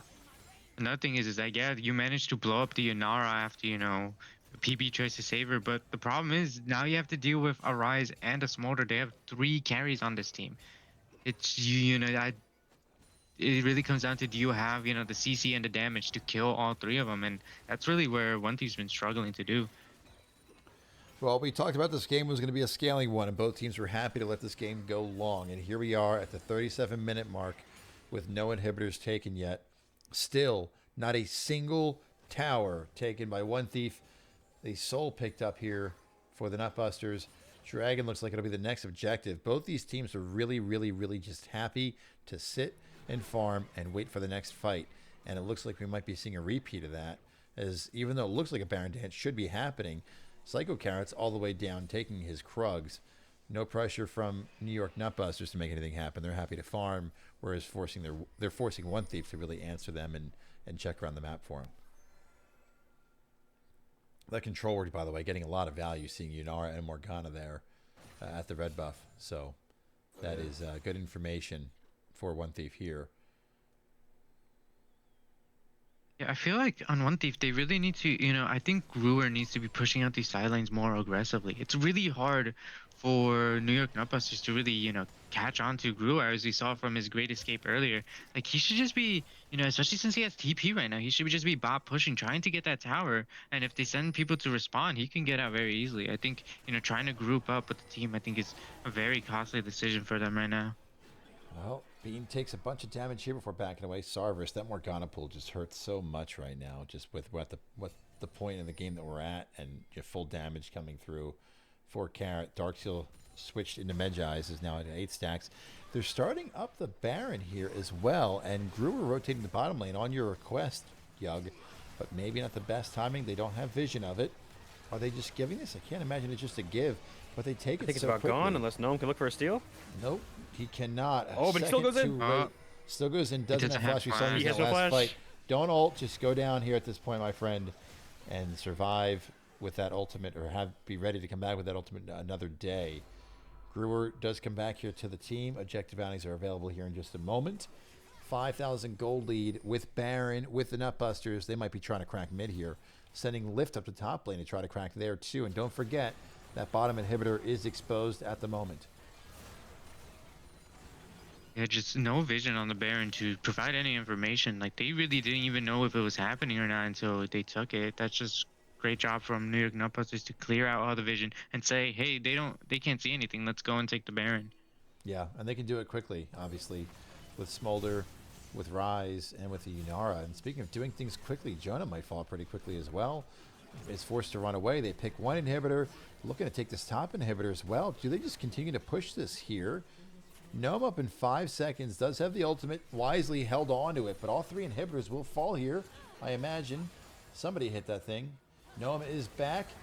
Aurelian Soul ultimate lands right in the middle of the team. Gnome looks, he does ult, it hits 2 or 3 members of the team before he quickly falls, and it looks like the rest of the team will follow. PB gets right in the middle of the squad. Blake free hitting. Brewer's going to fall for the first death of his time here in Season 11 in this tournament. Sarver probably shortly thereafter. Jonah was able to heal. Will it matter? Can he pick up anybody or stop them from doing anything? No, the Rise is too strong. The Hourglass comes through. The Nutbusters take home game 1. GG. That was a banger. A 40-minute game for the first game of these two. And both teams, I imagine, mentally exhausted. Lots of notes, lots of things to think about. But ultimately, both teams scaled, but the Nutbusters come out on top. And, you can point to a couple different things, but I think overall, a really well-played game by both teams. At any point in time, it could have gone one way or the other way. Something I imagine both teams will review and have a lot to take from and find some better answers for the next one. But this is a best-of-3 series, fearless, so none of those champions come back again, and it's just a matter of what happens next as we get ready to get in the second one here. Both of you gentlemen, thoughts on the game overall? I mean, we obviously talked about a lot of things here, but any final thoughts you have on this series, things you expect to see slightly differently in the second game here, whether that be draft, whether that be strategy, all that good stuff. We do have the draft links coming through. One Thief, they lost. They chose to stay on the red side here for game 2. We've got 2 minutes for that draft starts as well, so we'll get our thoughts quickly before moving into that. Are we picking MVP? Do we do that? We do pick that.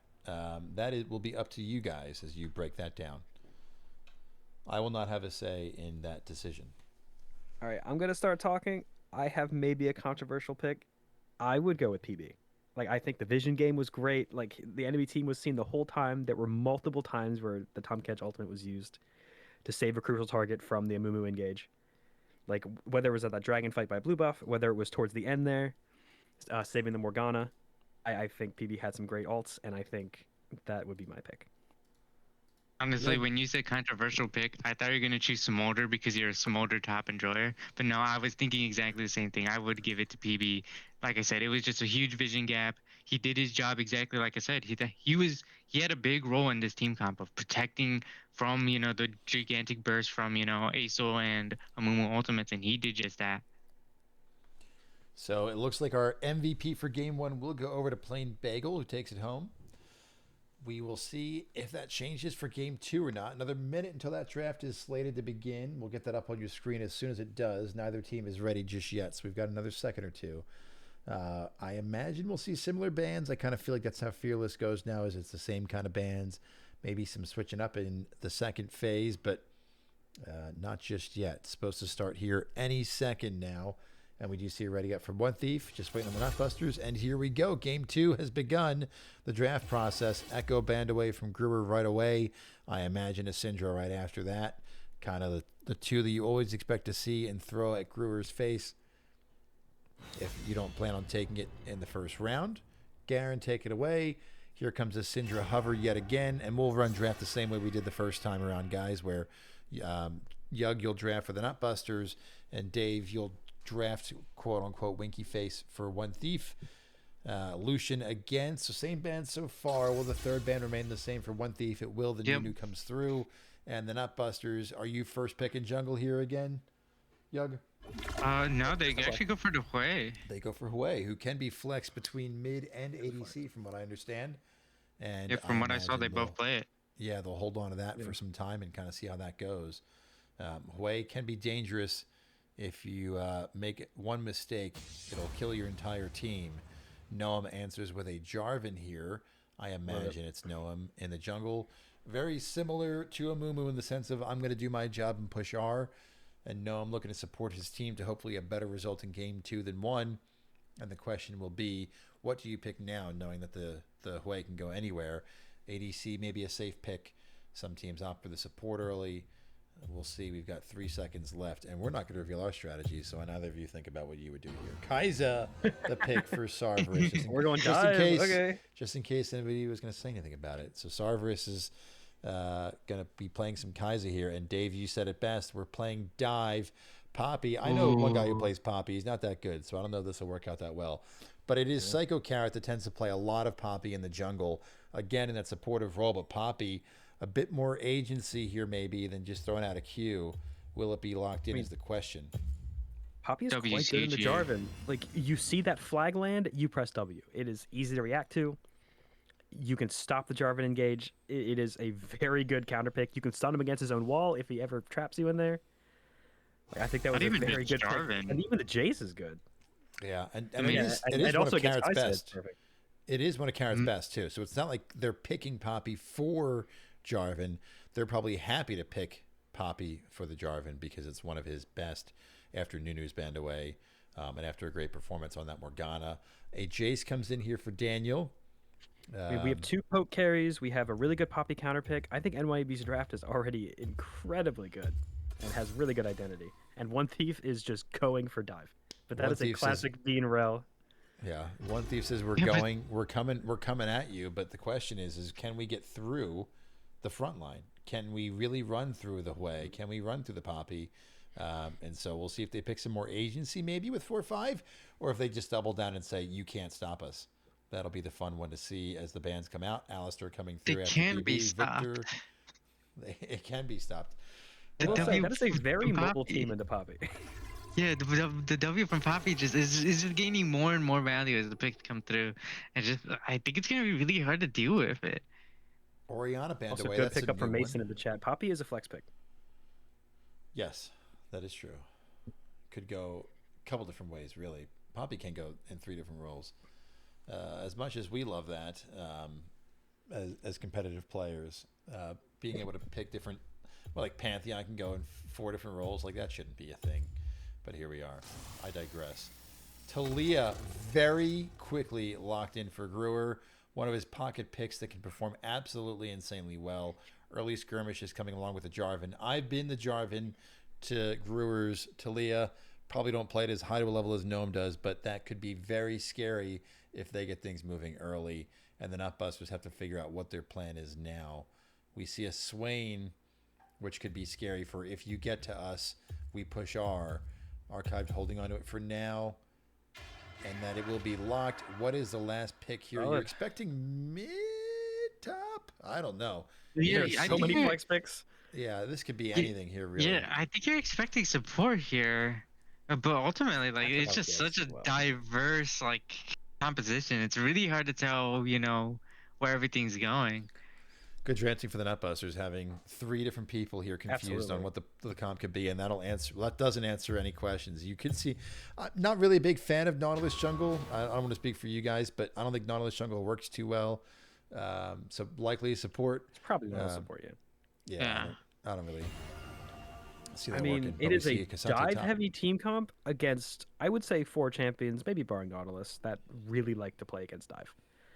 So Yes. I would really favor NYNB's draft here. Even though Thief has a really good dive comp draft on paper, Nutbusters just drafted something that just directly counters that in teamfights, right? So I Yeah, think as long as Swain. Nutbusters get to objectives first, I think teamfights, assuming that the gold is even, should be a slam dunk for them. Well, let's talk through this a bit more. Do you kind of think that there should have been some doubling down from the One Thief? Do you kind of like that they said, hey, look, we picked Jarvan, we picked Kaiser, this is too telegraphed, it's too late now? Do you admire that they said, we see what you're doing, but we don't give a shit? Or do you kind of think that there might have been an angle to pivot away from that? So I think if you're locking Jarvan Kaisa, I think your ability to pivot is pretty limited. But I will say, I think committing to that style is way better than saying, "Oh, this isn't going to work. Let's pivot to something else," and now we're stuck with Jarvan Kaisa. And now we're playing some terrible Yeah, stuff. yeah. Like having a nothing comp is worse than having at least a solid comp that is somewhat countered. I agree. And the Talia kind of like band-aid fixes it a bit because, even though she does pair well with certain people, like she doesn't fall into the same trap of, oh, Poppy W, completely stops her. Swain is just going to be able to drain tank the engage. Like I think the last few pieces really, it fits in with the comp, but also doesn't fall into the same trap. Well, the other Now, was thing, it Jace top or Jace jungle? I would imagine it's Jace top, right? here's the thing is I don't think I saw that happen in the chat where they asked who's playing what, and so unlike other casters who baited me into telling the other team where something was, I will not say. I see it on my end. Poppy counters Cassante really hard. Well, we will have to see in just a moment or two, because I am I ain't a rat, so we'll find out in just a moment or two. As we get it onto the screen here, and things haven't officially been locked in yet, I suppose, but it looks pretty locked into who's going where and all that type of stuff. But we'll see it as we load in here. 30 seconds in the champion select here, and so let's talk about the game plan early. It kind of felt like the game plan for both these teams last time was just wait for dragons, wait for objectives, and then we'll make it happen. Do you think you can play that type of thing again, or do we expect to see Gnome being a bit more active here in the early game? And Yug, we'll start with you on this one. I think Gnome has to be more active. I think if they're planning to play for objectives, like we said, they already have a hard time, going into their team. So they need to at least, create someone with a lead to be able to play out off of. So I think Gnome, like you said, with the Talia, that duo can make a lot of plays. And I think bottom lane really needs to, cement. Like you can punish Wei as well, Kaiser early. So I think they also need to create a lead. So I just think it's all up to them. What about you, Dave? What are your thoughts kind of heading into this game? Do the Nutbusters, I mean, you can't just sit back and let it happen, right? But what do the Nutbusters need to do as their game plan here as we get ready to load in this one? I think we have Poppy play goalie. I think Swain can build a couple defensive items. As soon as they dive, he just presses R and stands there and they start dying.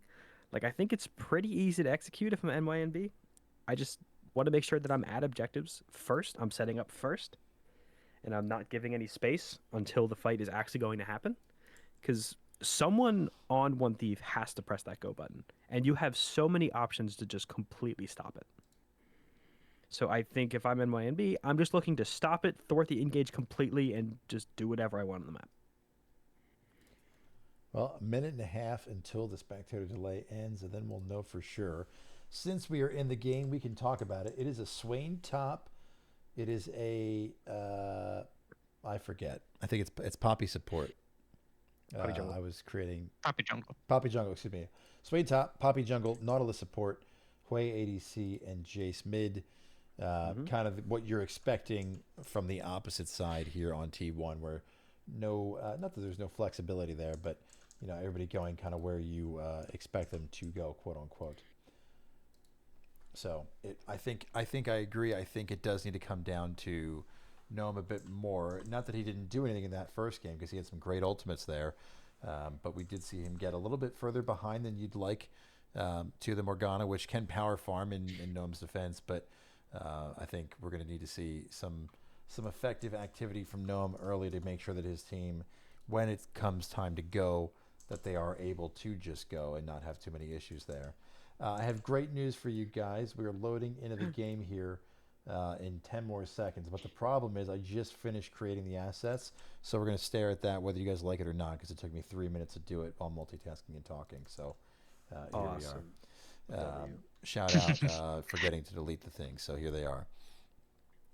The key matchup is still Psycho Kara and Gnome, according to the website, and we kind of know why after that first game. The impact that they made on the game was not going to work again. It probably is not going to work again, but it's okay because I learned how to do it the first time. We got another couple second spectator delay, and PB being the key player for the Nutbusters, we saw why with the vision control that it felt like we had in that first game, and bringing home that MVP for the first game of the series. And we'll get into this game. Spectator delay's got 5 more seconds on it before the client breaks. We have to try it again, but we'll get the game going here just shortly, I imagine, and see if One Thief can go ahead and have a better season than they did last year. Fun fact of the day, as Rat brought up in his stream of Tuesdays against SKT, who SKT looked great, by the way. Shout out to those guys.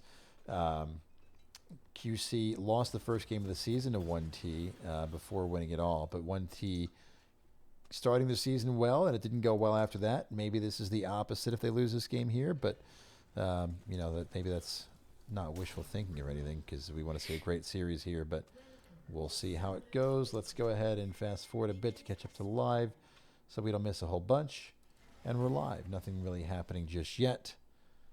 There was an interesting question in chat. Let's go for it.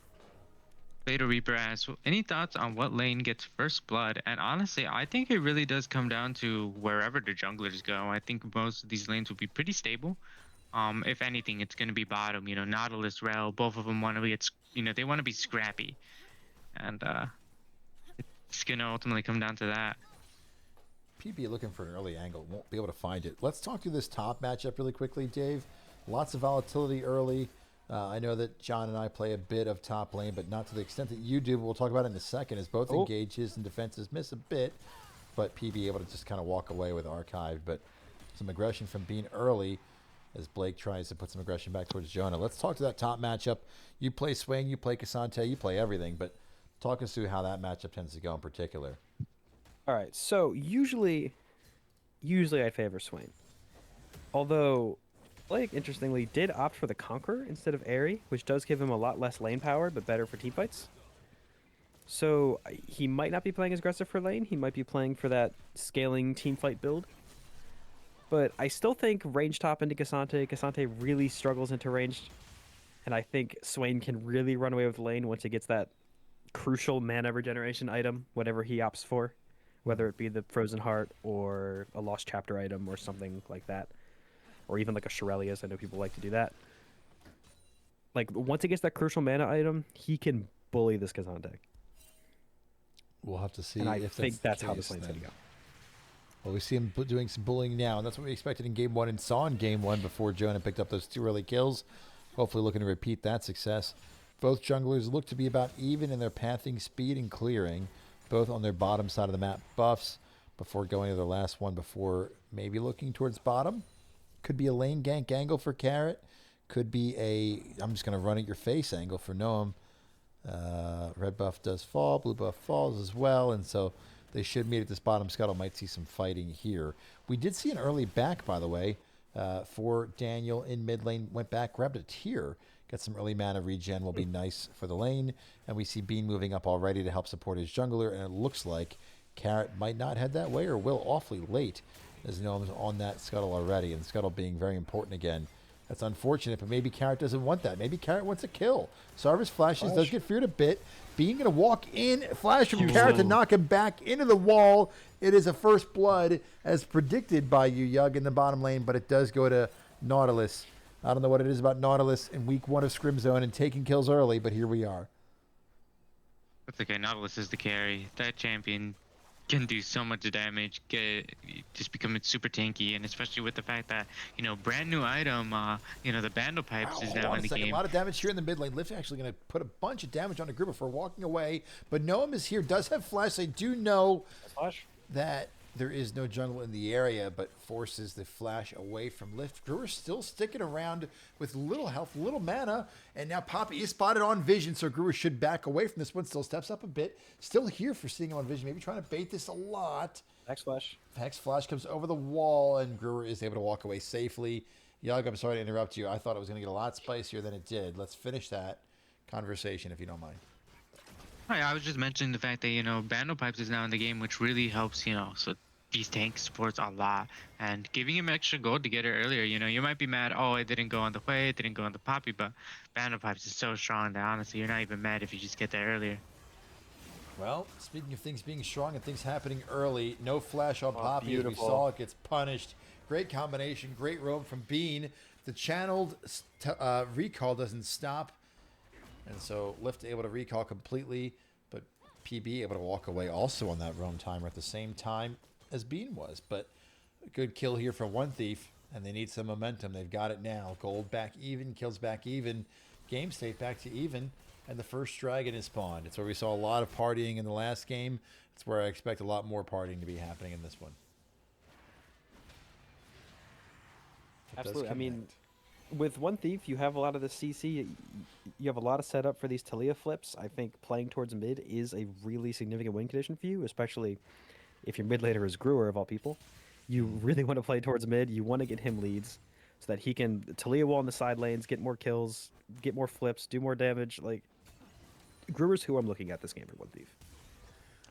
Well, if there's 100%. anybody that can do it, it is Brewer. We've seen him do it again and again and again, to the point that the meme even became a thing of, does your championship count if your Brewer's on your team? And no, it doesn't. But that speaks to his character as a player, getting MVP last season, and off to a great start in this one. Only dying in the last game at the last moment. And a great guy, great teammate, great player, and a lot on his shoulders in this one, because those flips are really the only form of kind of like skirmishing that they have other than all-inning. And so it's going to be on him and his back, I think, to find those flips to not force an engage, or to make Poppy do something. Like, if you don't find that, you have to all in, and that's scary. So we do have a pause again, and we'll get that sorted out quickly and get the game back going. But, at this point in time, we're even, 9.9 to 9.8, 1-1. Not a whole bunch going on here. Both junglers near the bottom side of the map. So we could see a play, bit of a fight for Dragon. Both mid laners kind of have a reset of their own. Do we expect a Dragon fight here from either side, or do you think that really you can only rotate to Dragon if you're looking for a fight? Do we, what's our expectation here? Are we expecting the same type of fights around objective as we saw in the first game? I mean, it's looking like Hui is opting for the Seraphs. He's got the tier, which is going to make him a lot weaker in these early team fights. So I would favor One Thief in these fights, just because Kai'Sa early game, with the plasma stacks and lethal tempo, and the stream exploded. It's not the Makes it a lot stream, it's the stronger. game. No, it's okay. I'm hoping that this is what happened after the first one, and so And it comes back the first after a few pause, and it'll seconds. just come back. Yeah, it comes back as soon as I move my mouse and try to fix it is what happens. So here we go. Let's see what happens.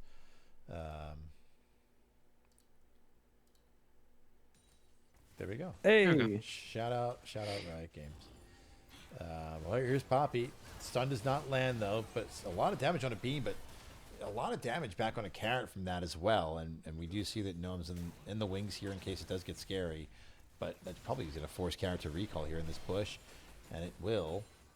But now doesn't that just lead into a free gank for Noam? He will get spotted on this ward, but a lot of damage comes through for Archive, but it was just a bait. Noam's here. Is PB going to be the target? I think so. Archive is so far away at this point that it wouldn't make sense to go for that much more, and it won't. Starvers picks up the kill.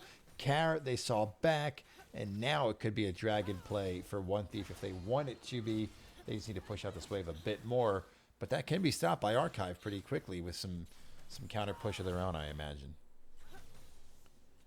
Nautilus is already up, so honestly, like, they could still, obviously, they're not looking to contest with Poppy on the other side of the map, but it could have become a completely different fight if they decided to just start running there immediately with the Nautilus respawn. Well, they choose not to. Dragon goes down. Maybe a missed opportunity for Carrot to go into that topside jungle, but chooses not to. Chooses to keep farming before heading back to bottom side and looking for the next play. Damage down onto these two again. So the continued trading. No deaths this time in top lane, but the volatility is still there. Jonah going to walk up a bit. We do know that Blake is pretty low on mana, so not a whole bunch. As you can see, he's got that stops the recall. crystal, and he's got that amp tome, so he is getting that lost chapter, and that is a massive power spike for Swain. Is as soon as he gets any sort of mana item, he is way more forgiving to play. Pings up towards the top lane. Know him in the area. Might try to run to counter this one a bit. He is unstoppable, so that's good to be able to get away. Carrot does knock him up in the air. Takes another tower shot for doing that. Can Gnome counter this a bit? Yes. No. Maybe so. Has held on to everything. Chooses not to do the flag and drag, but drags and flags. Won't pick up the kill. The flash comes away for Carrot. And is able to walk away from that, but maybe an opportunity for Grubs here. But Carrot now on a ward. Brewer could just capitalize on this if he plays it the right way, but I think seeing PB and Lift there opts not to just yet, if at all. Nope, that will be a completed recall for Carrot. And Noam will head to the bottom side. So maybe not a Grubs angle here for these guys. At least not yet. Nautilus headed back towards bottom. Poppy does use that W while walking in the top lane, which means Jonah doesn't even have to flash. So it's honestly not bad at all for One Thief. Another thing also to talk about is going to be the fact that I think PB has a lot of liberty to roam this game because of the fact that he wave clears so easily. I agree, yeah. He's so self-sufficient. PB can just do whatever he wants on the map. We see that early level lead as well for Archived right now. Just one up, which isn't a whole bunch, but it is something. That's the second objective of the game taken by One Thief. So even though we were concerned about their comp, it's working now in this early game. We'll have to see how that changes, if at all, with the team fight part. But they need to be getting these objectives early to have that chance that we were talking about, and they are. We're kind of poking towards bottom side, maybe looking for a roam with the ultimate. It is going to be spotted out by Carrot on Poppy in that area. And nothing happening yet. But the question is, will he have been seen as he heads towards the blue? PB walking that way to help support as well. We do see Gnomes on the top side of the map opting to maybe try to run towards the jungle and defend it here, but they're going to get the blue and leave. Sniffed out by Bean, but just too late as the rotation from Brewer and Bean will find nothing but a missing blue buff. It looks like Swain is opting for that Blackfire Torch, which is, I would say, Swain's best option if you're playing for lane. Oh, there's a fight bot.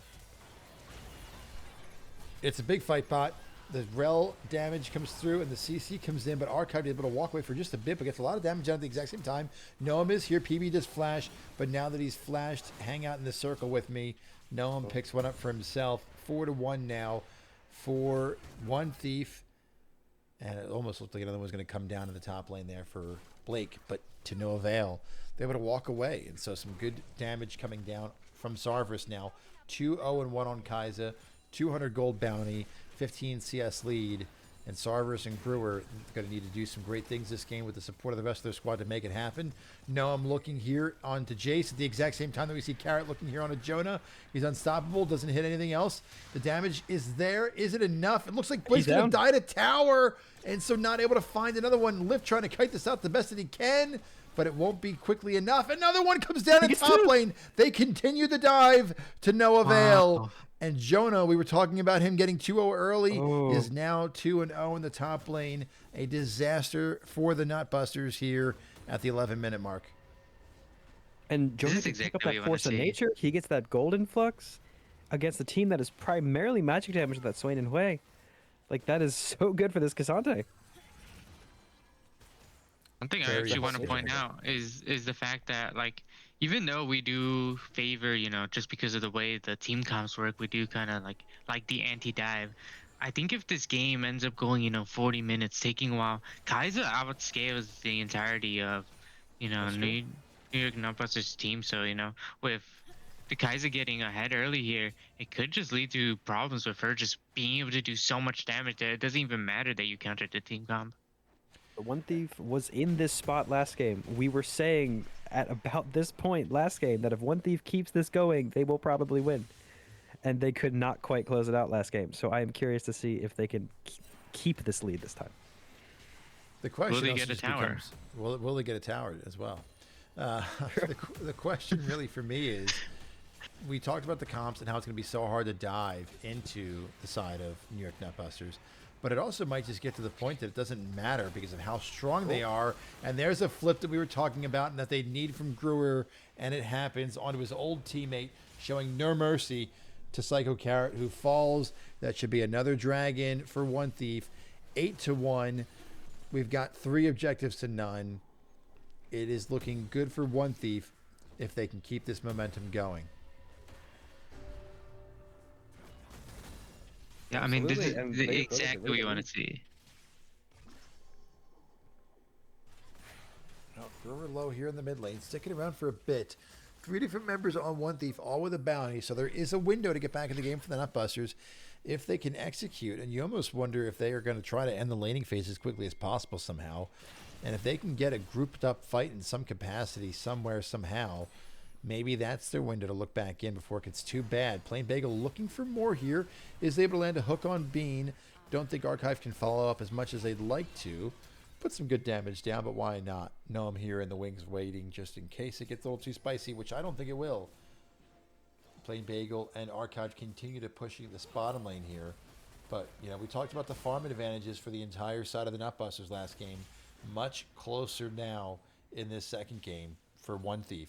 Ahead in all the lanes, except for top lane here, which you kind of expected a ranged matchup in the melee. But Jonah keeping up really well here. Only 10 CS down, but those 2 kills up. Yeah, that botched tower dive top did so much for this Cassante in a lane where he really has no business being this close. Barring, he might be ahead.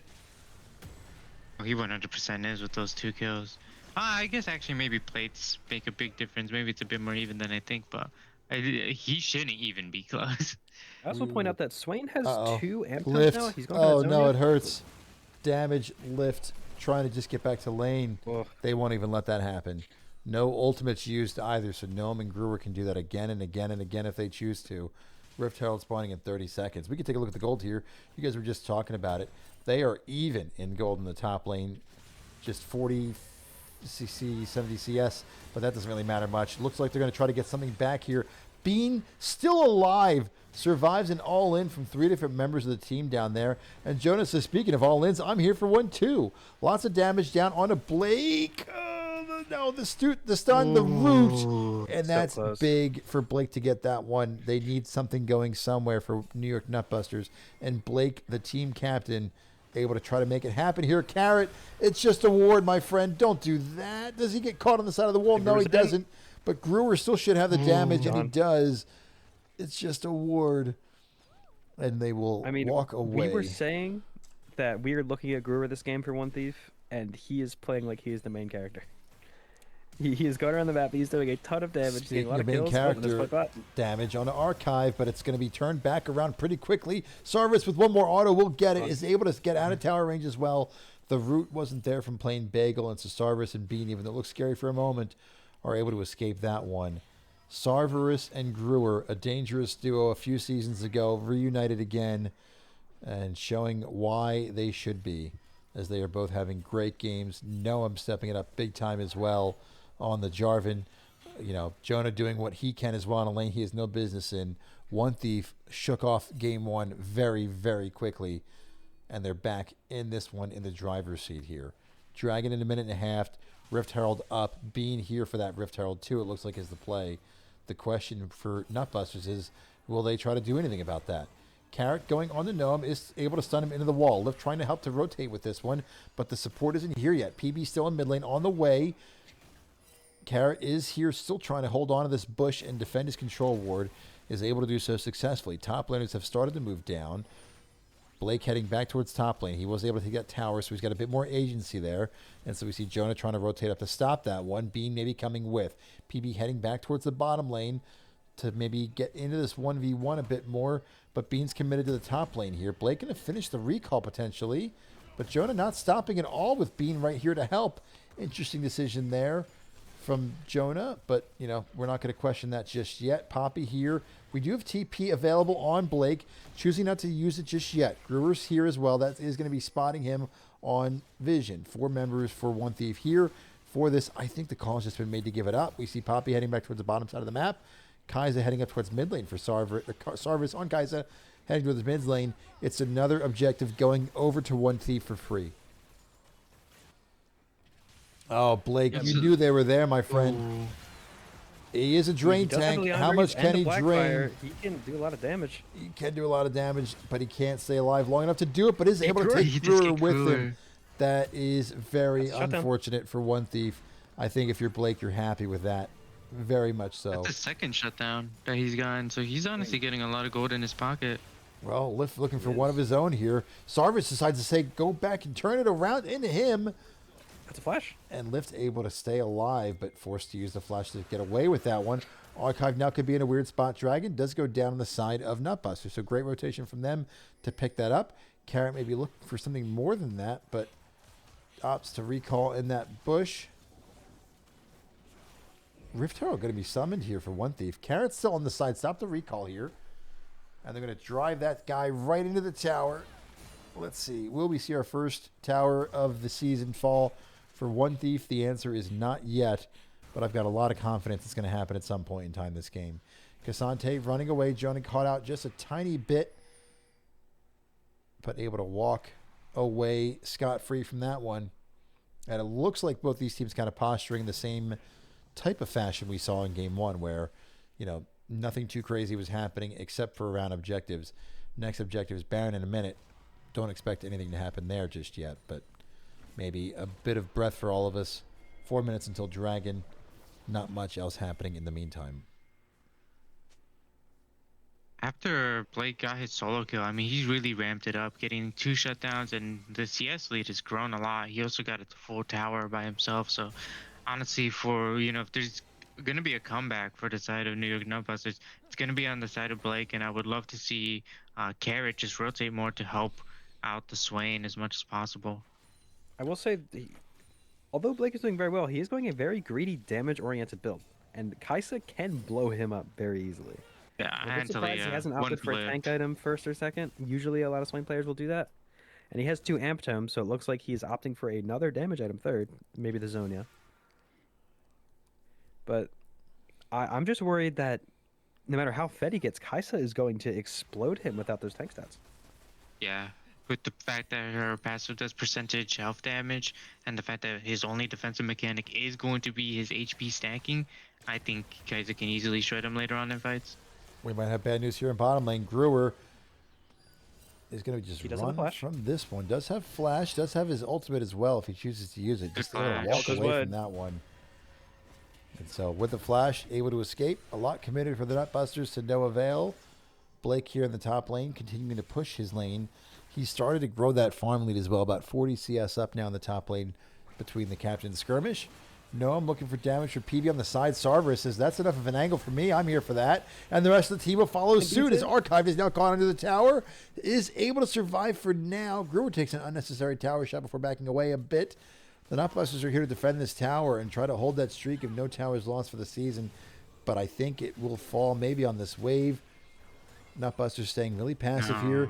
TP comes back in for Brewer.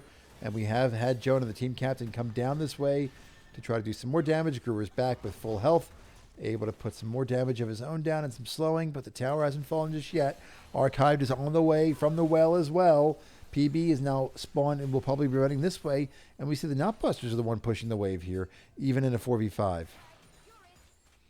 In these ARAM situations, there's a lot of benefit towards New York Nutbusters team because of the Jason, the play range, and the wave clear that they have. So I think, you want to avoid these scenarios as much as possible on the side of One Thief.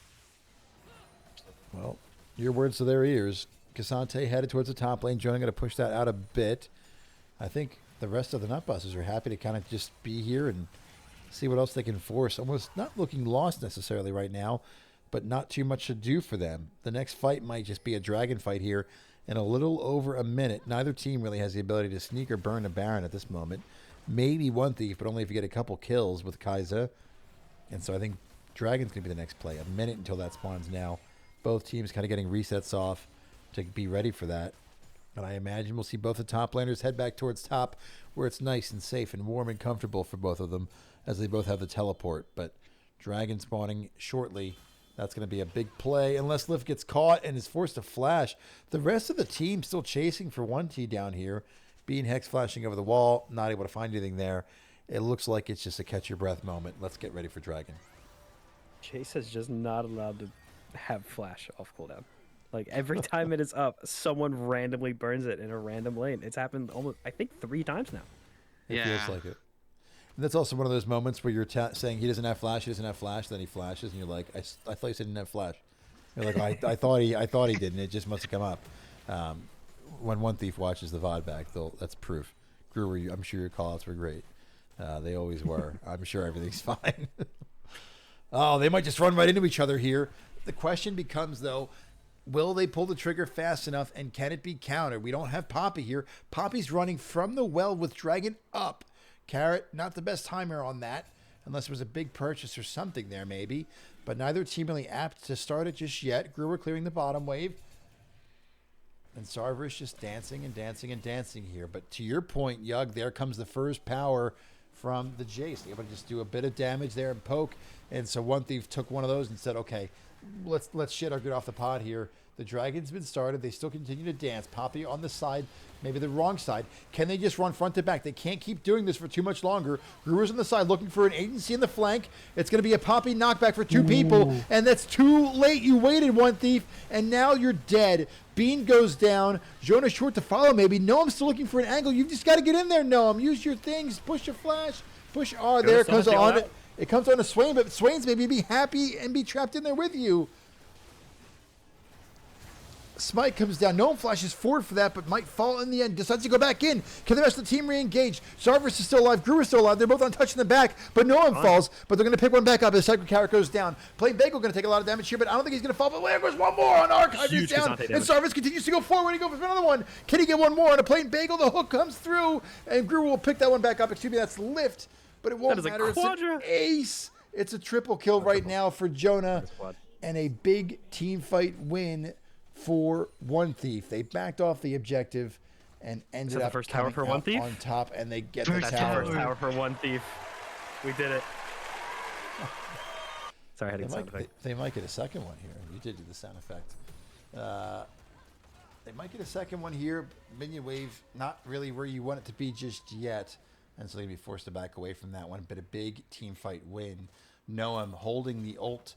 Not the best one there. Only really landed on Swain, who was cut off from the team with the Talia wall. And even with that ult that I think Noam would agree was less than ideal. Once he lands the next one that is more ideal, that could be even scarier. But, you know, this is one of those moments where I wish we could push a couple buttons and rewind and not miss anything to kind of talk about that fight, because that felt like it was a big one. It looked so good for Nutbusters, but they just died so quick. And I attribute that to the fact that you know, they don't have a whole lot of front line. That Swain is going a full damage build. Like he went in, he exploded. He was dead He also so got quick. armor. And they just had him completely zoned off. I mean, Gruber had Yeah, the wall and- that went through the team, split him on one side of the wall alone. Then we've got the Noam to put the ult on and hit, and the Cataclysm there. Yeah. He just And had those to fully survive as charged long as he could. Cassante He just couldn't- W's with that percent max health damage, where it was doing so much. It really does come down to the lead that they have. You know, we were saying like Kaiser can just blow people up, and we saw that. You know, Talia and Kaiser from the early game that they got an advantage. It really does help. You know, and something I wanted to point out earlier, real quick, is the fact that even though we were saying Poppy W kind of counters a lot of the people on the side of One Thief, Talia E kind of does the same thing on the side of New York Nutbusters, which really Sure. stops Poppy and Nautilus and even Jace from being able to do what they want to. That's a Well, good point. a mini Baron dance has begun with both the teams here with Vision and trying to get control of the pit, as there's not much else to happen for the 2.5 minutes.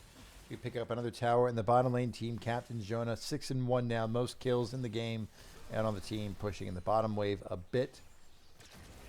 But will they try to do anything or poke something somewhere? He does have teleport. That is an advantage that they have right now, unless matched by Jace, who has teleport in this game as well.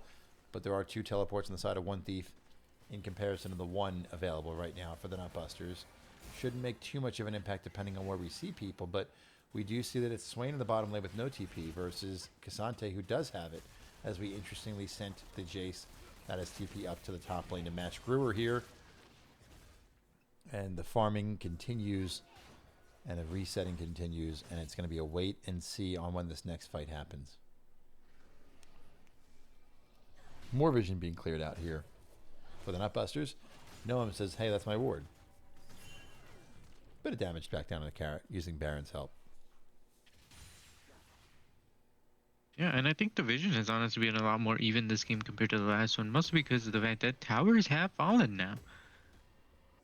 Yep, they're able to kind of push into that area and make some things happen. What's fascinating to me is just the gold difference. So 12 kills up, and you've got, towers are even. You've got a couple early objectives, but the gold is still really even here. Speaking of being greedy for wards, Noam, that's not what you want to happen. You don't want that chuck down and go on a Swain either, and it does. Now the question becomes, do they try to go for Baron, or do they move to Dragon here? It looks like Baron's the call, but the problem is you don't have an ADC, so you take these a bit slower. They do have those 2 teleports. Yeah, I think the way Baron helps. vision. you Do also One Thief just even take know? down- Are they giving? One Thief does not know at the moment. Now they TP do. now. They're gonna get here in It might be time, too I late. think. It's gonna be awfully close. They're just screaming, "Burn the Baron in the pit." They do get it, They do but I get think it. Poppy's stuck on the other side of that wall. They have so You much start your dread. recall at this point. I think no, they're actually gonna turn it into a fight. Carrot looking for Sarvis, not able to find him just yet. Bean should fall. Carrot flashes over the wall. Now coming back around on the side here. Lift is isolated a bit, but hopefully they can get a stun or something to make something happen somewhere. But they can't yet. Cassante is soaking up as much damage as possible, and Swain's still running at them, but that ultimate's going to go away soon. Carrot trying to get back in the fight here. Somehow survived, even though it was stuck on the one side of the wall, but forced to walk away. But hey, we got Baron here, Nutbusters. We can pull this back pretty quickly, and we might see a repeat of this fight immediately with the Dragon being here. Not Soul. It'll put someone on Soul Point, whichever team gets it here. So far, it looks like the One Thief will go for it. Nutbusters not able to do a whole bunch. Dragon goes down. No flash available for Carrot beside the Hex Flash. And so we see One Thief on Soul Point. But they might not be done, but maybe they are. Maybe they're not, but maybe they Or are. maybe One they Thief are. has over double the kills that NYNB has, and yet that gold lead is Very really tiny. been closing over the past few minutes. It comes down to the fact that almost every single kill that New York Nutbusters has been getting has been a shutdown. Yep. Yeah. The Like it's jungle. It went from 4K to TSF. 3K. It was 2K just a minute ago, and now it's almost 1K. Yep. They take that mid tower. 1.5, 1.3 is the very close gold lead here between these two teams. The other question is, too, is obviously we get to see that sitting here, but they don't get to see that in the game. So you wonder what the mental state is of both these teams and You know, do you Sure. see maybe some overambition for One Thief? Hey, we're up double their kills. We're in a great spot this game. Or do you have the Nutbusters say they're smoking us, and when really you're a lot closer than you think they are? Or do both those teams feel it, and that's weighing on their conscience, the opposite way of what I just mentioned? Something that we'll have to find out when we talk to these teams in the post-game interview potentially. One Thief looking for more, not able to find it there. Carrot able to see the damage coming through on Gnome on that ward, able to kind of threaten him a bit, but not before clearing that ward, and some miscommunication between those two on which way that ward's going to go. But it is just an average stalemate here. No objectives for the next 3.5 minutes, and so kind of expecting the way that both these teams have played is just kind of not passivity, right? Because they are skirmishing, they are fighting, but kind of just say, let's farm up, let's hold our horses, let's see what the game plan is here in a few minutes. And will that be at Dragon? Will that be at Baron? Will one team consider trading one for the opposite? I think One Thief has an incredibly fast Baron take, at least in comparison to the Nutbusters. So maybe they'd consider trading the Soul Point to Nutbusters for a Baron if they feel like they need to. A lot of gold ready to be taken on the map. Top lane outer tower is still there, but that's 3 minutes away. Only time will tell here between these two teams. We'll take a look at the gold across the lanes. We talked about how even it was in the top lane, but pulling away now is Blake in the top lane. Kai'Sa, though, a huge, massive difference. It is 4,000 gold for Sarvis up over Archived.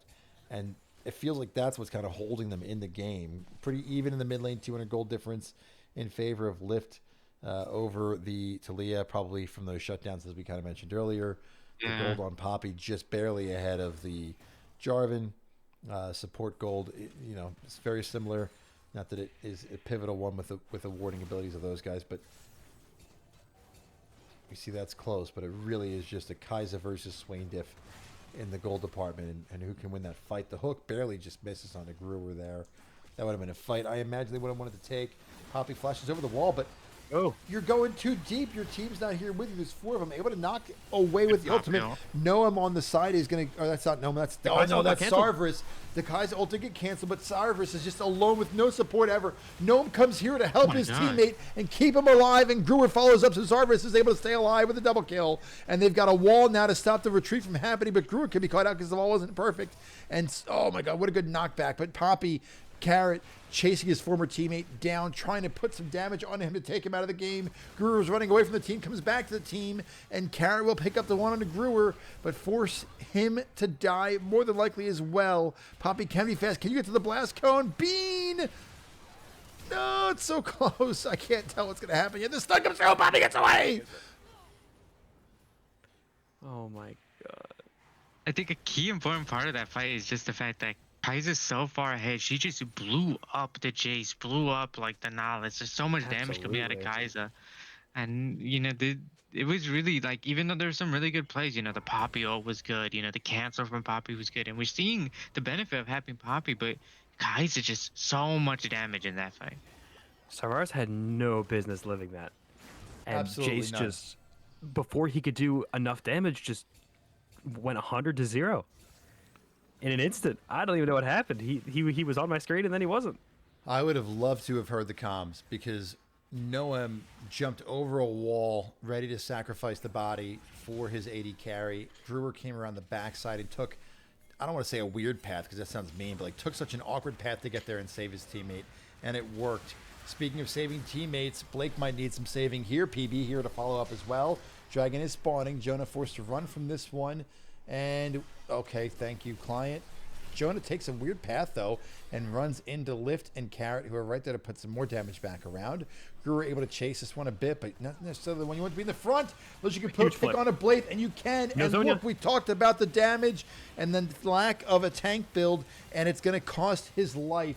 Now, Bean's all the way in the front here, but we see a lot of damage. And really low right now is Sarvis is in the back line. It's going to be in the middle.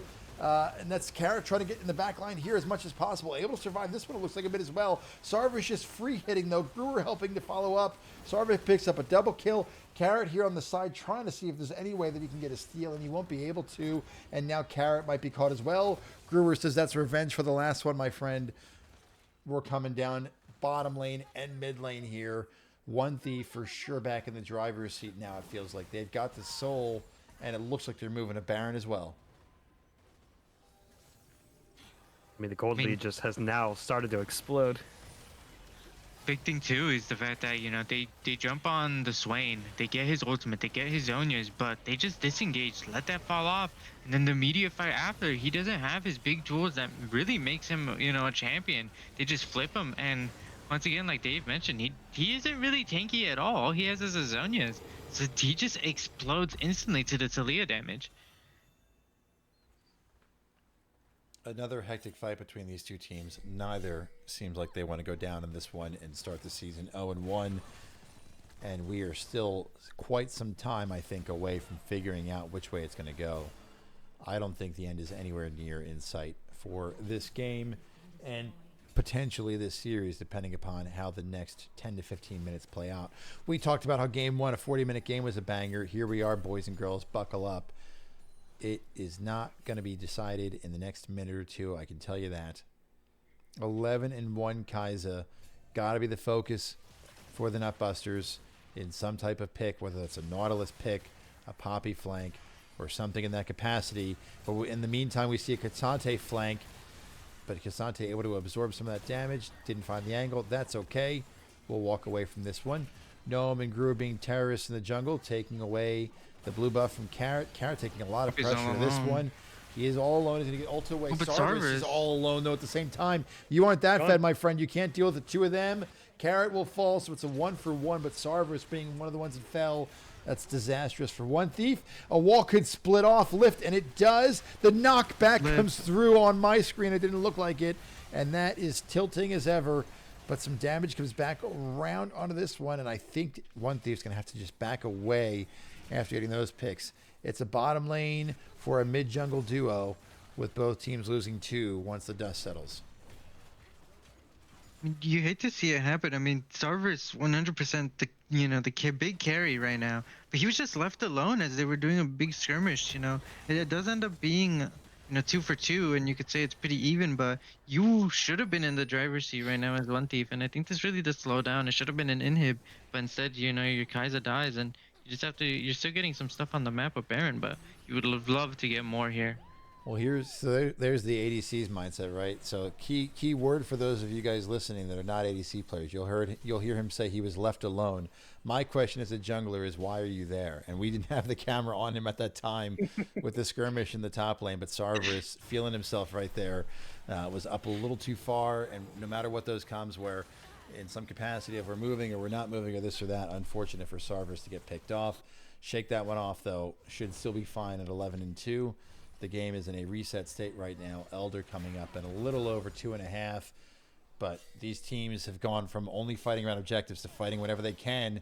And it's in situations like this where Poppy's just kind of doing their own thing.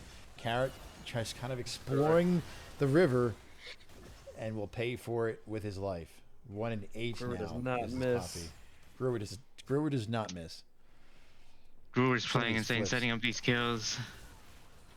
Speaking of Once not again, missing, splitting here's the a wall. team. Really good wall.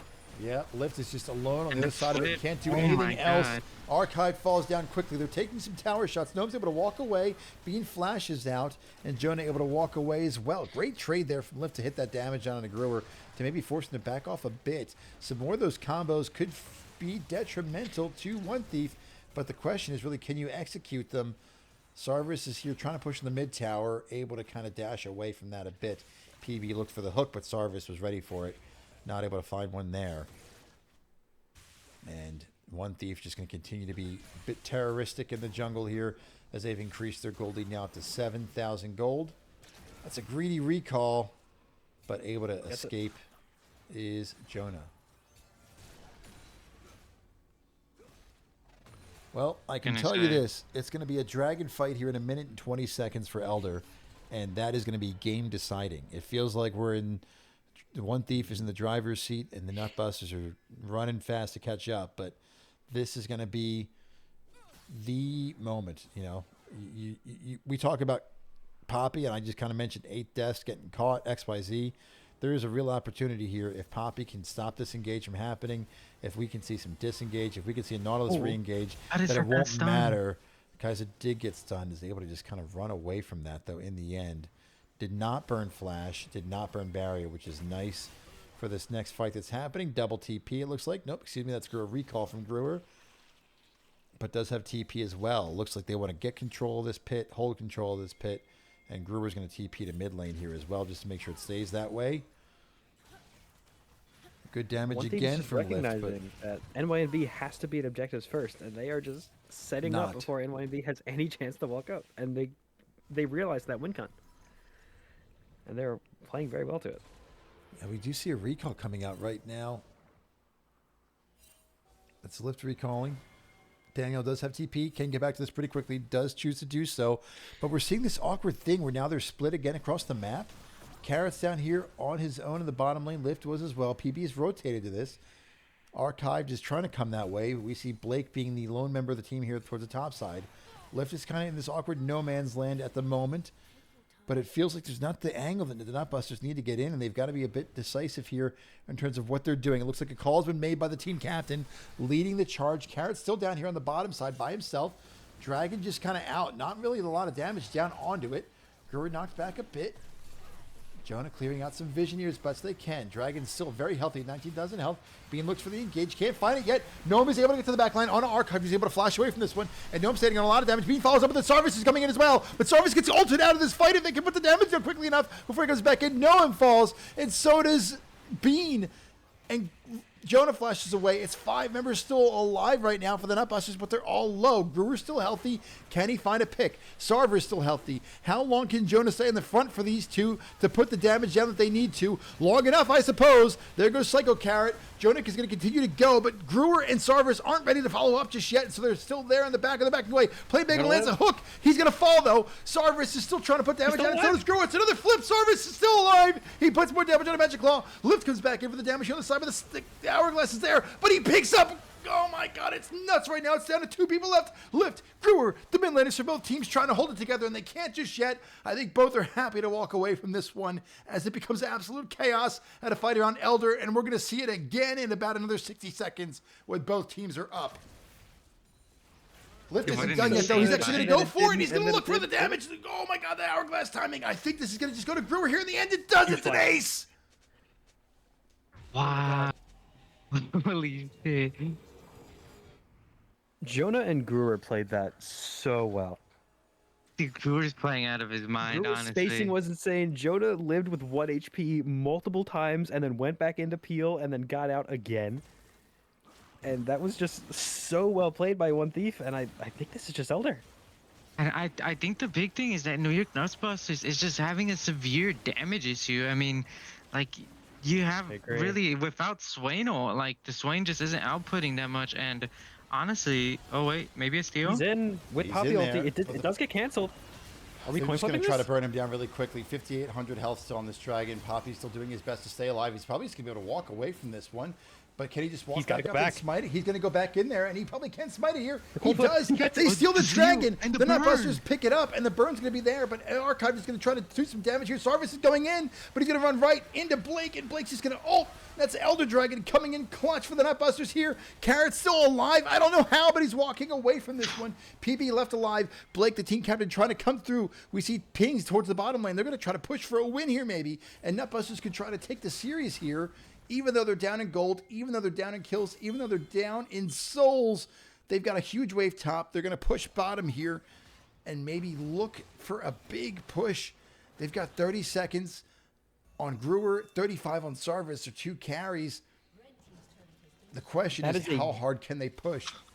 That is a game-defining Dragon steal from Psycho Carrot. Like, It doesn't matter how many deaths you have as long as you do that until the end. And he's going to Hex Flash over the wall for style points instead of Flash coming around. They're going to choose to back here. The clutch factor from Carrot in these like moments is just huge. Being able to even live in, like, he's just there 1v3, is able to live, get out, come back in, steal the Dragon, have the burn, instantly proc on Brewer, and one shot him. Just this game is insane. Absolute cinema.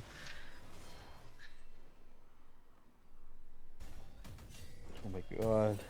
Well, we are at the 45-minute mark, and again, we talked about Game 1 being 40 minutes and how long of a game that was. We're at 45 minutes. If you're the Nutbusters and you win this one, it's a big sigh of relief. You can go home happy. If you're One Thief and you win this one, you can kind of sigh of relief, but you just went through 2 games and you have to enter a third one. And Bean might be caught here. Damage comes through. He's trying to put as much as he can down, but Elder Dragon burns and burns and burns. And the Nutbusters will take their focus from Rel to the Baron. I was thinking about who I wanted my MVP to be for One Thief, but Nutbusters just turns it around. Nutbusters take the Baron here. There will be no contest yet. And all of a sudden, the gold lead continues to spread and widen, and the Baron power play begins for the Nutbusters. And if they can take this mid tower here, it is going to be awfully close, if not ahead for them. Something important to mention is that Kai'Sa has been full build for quite a while. She hasn't been getting any stronger. Meanwhile, Hui being able to finish up his 6th item, going into his 7th, and this is just looking better and better for New York Nutbusters. It really just comes down to just small misplays and just incredible play coming on from the late game decision making from New York Nutbusters. Well, I got a feeling the next fight's going to decide the game, and it looks like with us pushing here into the base, it could happen very shortly. So hold onto your seatbelts. The inhibitor still hasn't gone down yet. Jarvan comes in. This could be a 4-man ultimate, but it hasn't come through yet. The damage is there, though.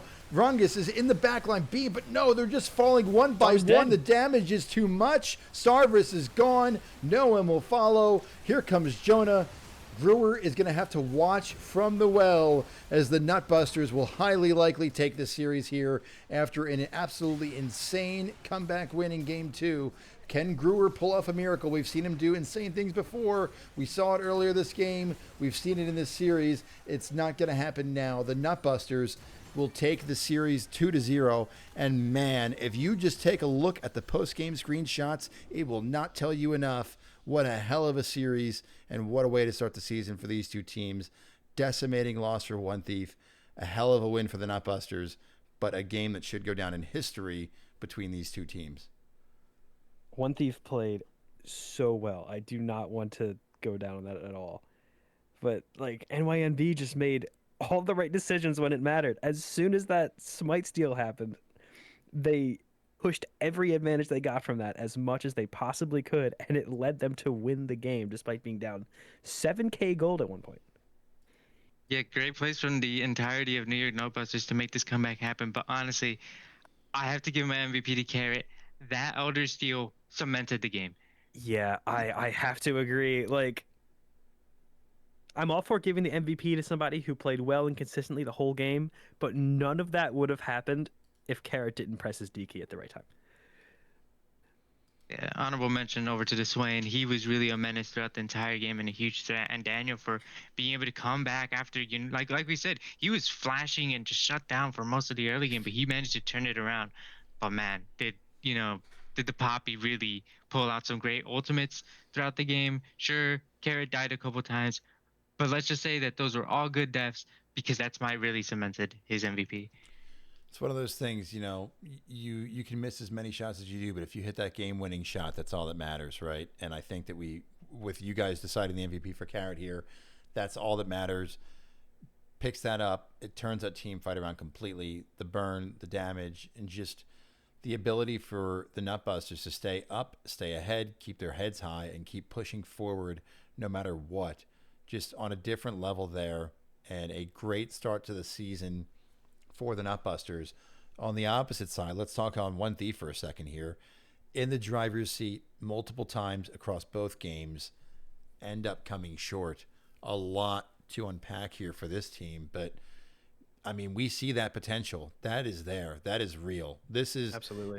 If you tell me that this is, you fast forward and you tell me that these two teams are playing in the lower bracket finals to see who's going to play Project Tuesdays in the season finale, it would not shock me. Would not shock me, not one bit. Both these teams looked and played incredible. It's unfortunate that they only get to play once this season, because I wish this was a best of 5 with how these games went. There's nothing more that I want to do right now than watch more of One Thief versus the Nutbusters. It did not feel like a 2-0. It was a 2-0, but it did not feel It like was it. so close. Both games were bangers. I was at the edge of my seat. Like Dave said, I honestly was thinking, who am I gonna give, MVP to for One Thief? Then just a sudden turn, and I mean, it was just beautiful gameplay overall. Just super close matches. Well, if that doesn't tell you how great of a season 11 is going to be, I don't know what will. We saw the game earlier between QC and Rift Sharks on the main Scrim Zone channel. Hopefully you guys were able to catch that series. We saw Project Tuesdays against SKT happen already. We have Albert's Inferno is on a bye this week, so we don't get to see them as they 9 teams. There's always kind of that awkward bye where one team isn't playing, but we've got more games for you this week. We still got Metabusters versus Snarkify Rebellion coming up Tuesday at 8:30 p.m. So keep an eye out for that one. Obviously on the main channel. This was only here as a secondary to the Scrim Zone channel with both those games happening at once. But let's discuss any final thoughts, and we will wrap this guy up. Final thoughts here from you, Yug. We'll start with you. I mean, I think that overall, Brewer played amazing both games. I honestly feel for him. He played amazing. It's just sad he couldn't be able to, get a win here. I think he really deserved it, but I think it's just, both these teams, they look clean in a lot of moments. They made mistakes, and I think both teams can grow a lot. And I don't think One Thief should, see the series and, be too bummed out about it because it was so close. Dave, final thoughts from you on this series and on these two teams. I mean, I think both teams played insanely well. Both the games were super close. And I'm going to try to get some shout outs for One Thief here just because, they didn't get the win. Give him some love. I think Noam played, way better than he had any business to. I think he had rough jungle matchups both games. And he found really good engages. He did just exceptionally well in the jungle for someone who, at least as far as I'm aware, hasn't played a lot of jungle and competitive. So yeah, I want to shout out Noam. I will end this with these thoughts. So One Thief has off next week according to the schedule on the website. Might be good just in the sense of kind of getting a mental reset because there's so much to learn, I think, from that series for them. So excited to see what they come out and do in their next game against QC when they face each other in week 3. Nutbusters, we'll see them against Tuesdays next week, riding that wave that they're probably sitting on right now. My final thought, I agree with what you said, Dave, about Noam. I was actually going to make a strong case for him to be the MVP in that game because I think he was where he needed to be when he needed to be. I think Brewer and Sarvis obviously both played insanely well. The whole team did. But Yeah. Noam, You can nobody make a case for all 5 had they won. Yeah, nobody ever gives the supportive jungler the love, and I was going to do my best there. So, but hell of a series. Really looking forward to the rest of the season. Please tune in for Snarkify against Metabusters, and we'll catch you in the next one.